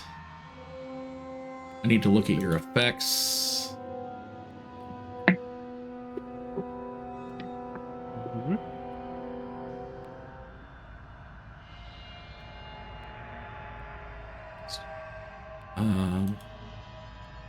Let me cast.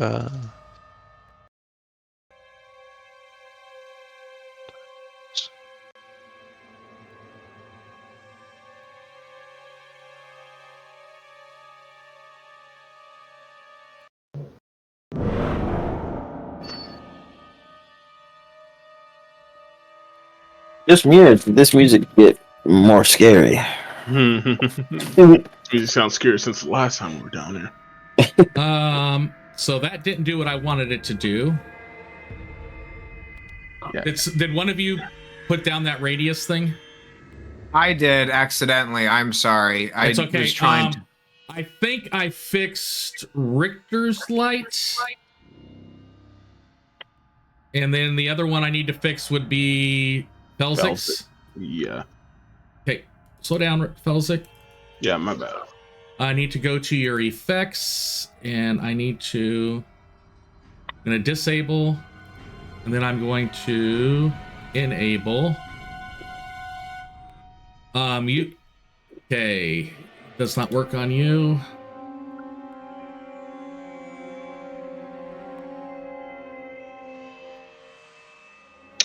Apply effect. Oh, there we go. I got it. Oh. Click. Apply effect to actor. And Vezer, it's So Felzik, I got yours working. Okay.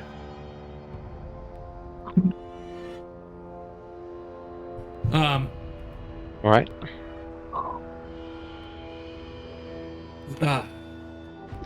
Is this locked again? Yeah, oh, you no. guys locked them on your way out. Oh yeah, I forgot we did that. Yeah, but we have the key, so... Yeah, you have the key. Bam! So it's... Boom. Alright. Time to go. As you guys come to this big circular area, she's amazed at the being actually into one of the pre-rising crypts to the priest to her god. And Felzik, as where we're going forward, it's like, in this path had many traps ready, fire spewing from every direction from these statues till Richter disabled them. And he's gonna use a silent image to replicate the fire that we saw earlier. So as you do the silent image,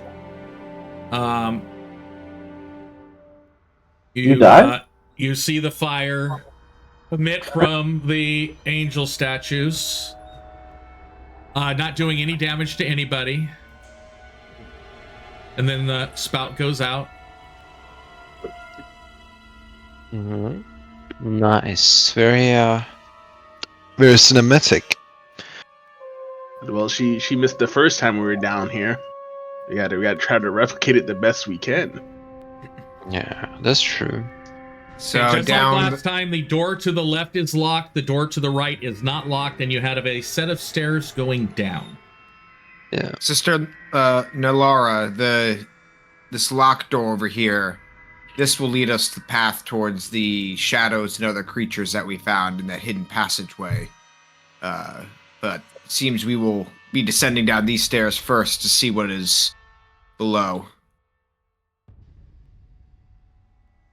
Okay. See how deep this place goes. So I would like you not to drag your token onto the stairs, but use your arrow keys to move your token onto the stairs.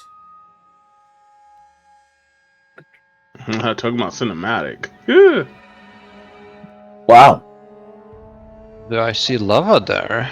Yeah, that was a little RPG transition right there.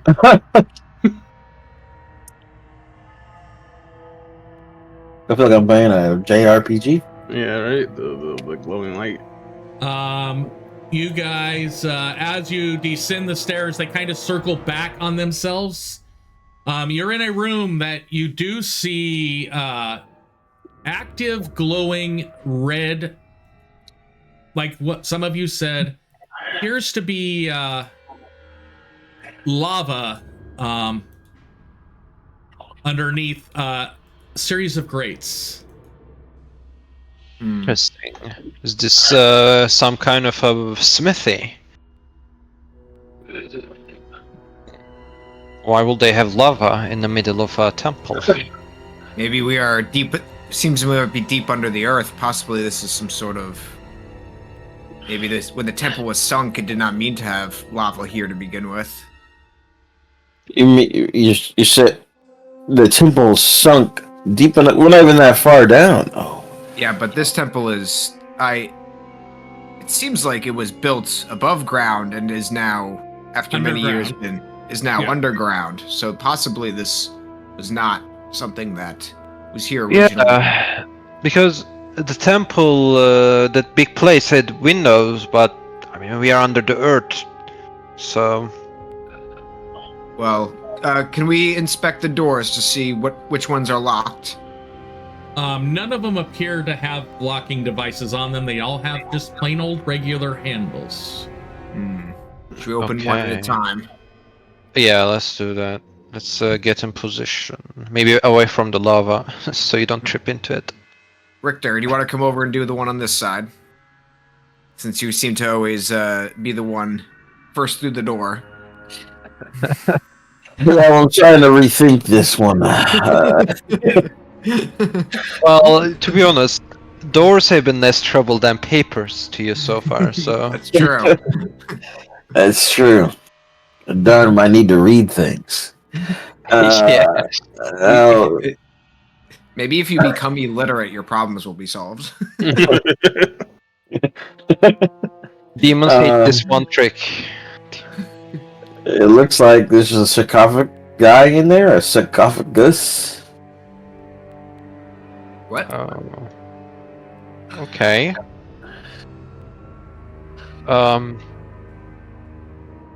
Well, Can we do just some sort of investigation check in this room, DM? Yes, you may. Do an investigation check in that room. Are you going to be removing the lid of the sarcophagus? I would like to do one before I do an investigation check on the room in general and not be removing the sarcophagus right off the bat. Okay. yeah.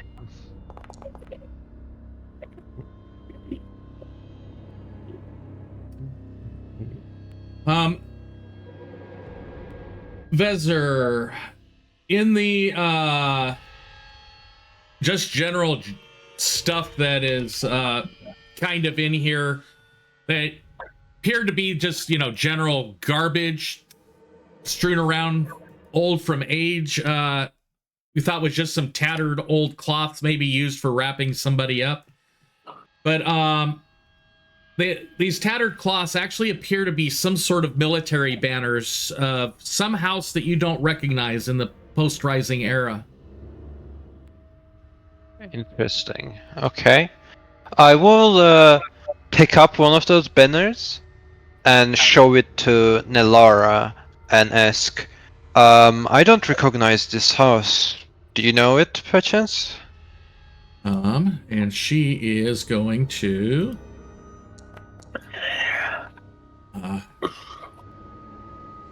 no, I don't. It doesn't remind me anything. My research goes mainly to the religion side, not much to the history of society side. Right. Okay. Do we want to consider removing the sarcophagus lids in this deep location? Because these seem to be possible ancient noblemen. They may not be religious followers necessarily like the rest of the ones. I mean, a part of my instincts are telling me we shouldn't open it, but my, the other side of me is telling it we probably should. And I don't know which one to listen. Well, maybe let's open the other doors first and see what's in the rooms before we start considering opening sarcophagus. Yeah, let's do that. That's smart.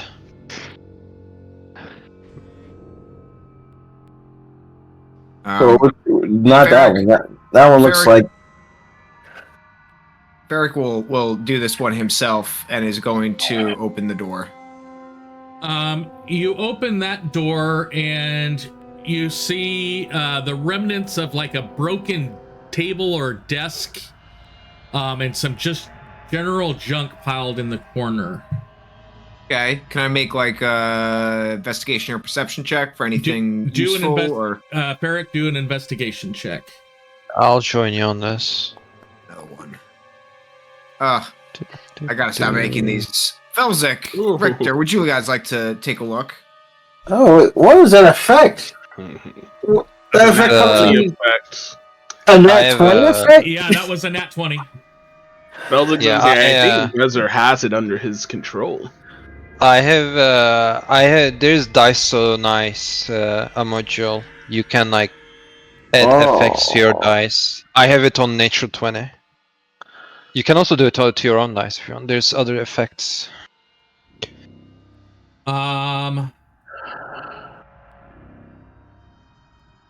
So yes, with that roll, you find a bunch of the stuff that was in here. And I'm going to start putting it out there. So you find a silver key. It's rusted but intact. Don't take anything from the pile, as I'm going to be dragging it other stuff on there. You find a note scrap. I'm going to put it on there.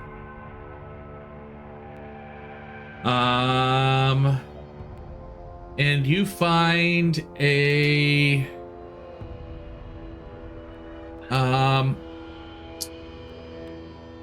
cloak of some sort. Does it look clean? Not necessarily clean, but it looks serviceable. You find a vial of ink. You also find some quills that are completely dry and brittle. So the stuff that's in that pile is free for you to loot. Okay. I see the silver key on the pile, but maybe I need to enter the room. No, yeah. I don't see the letter if it is on the pile. You gotta double click the pile. Oh, it shows all the items in the pile. Oh, I see. Yeah. All right, I'm gonna take those. Let's see. I'm gonna anything that's not taken. Velzik will take the rest. Let me check the note if I can. Okay, so the wizard is gonna read what's on the note out loud. Roll a wisdom saving throw. Okay. No, you don't have to. You don't have to. I actually can do this here. Armed literacy. So the note reads, "The experiment was not a success. The shadows stir." I want to give a cursory look at this robe I found to see if it seems magical, like maybe arcane weavings. You do see some silver threading on the edging of it that do appear to be some sort of markings that are arcane in nature. Okay, so Wizard's gonna say, well, here's this silver key, which might come in handy later on. Note itself seems like the only thing I can think of immediately after hearing shadows stir is the monster I mentioned, the shadowy monster. So maybe those two. I agree. And the robe seems to be magical. So once we can take a rest, I will identify it and see if one of us can use it. Sounds good. And with that, we're going to end today's session right there. I'm going to go ahead and end the stream really quick so we can have a quick discussion. We're at our 12 o'clock ending time.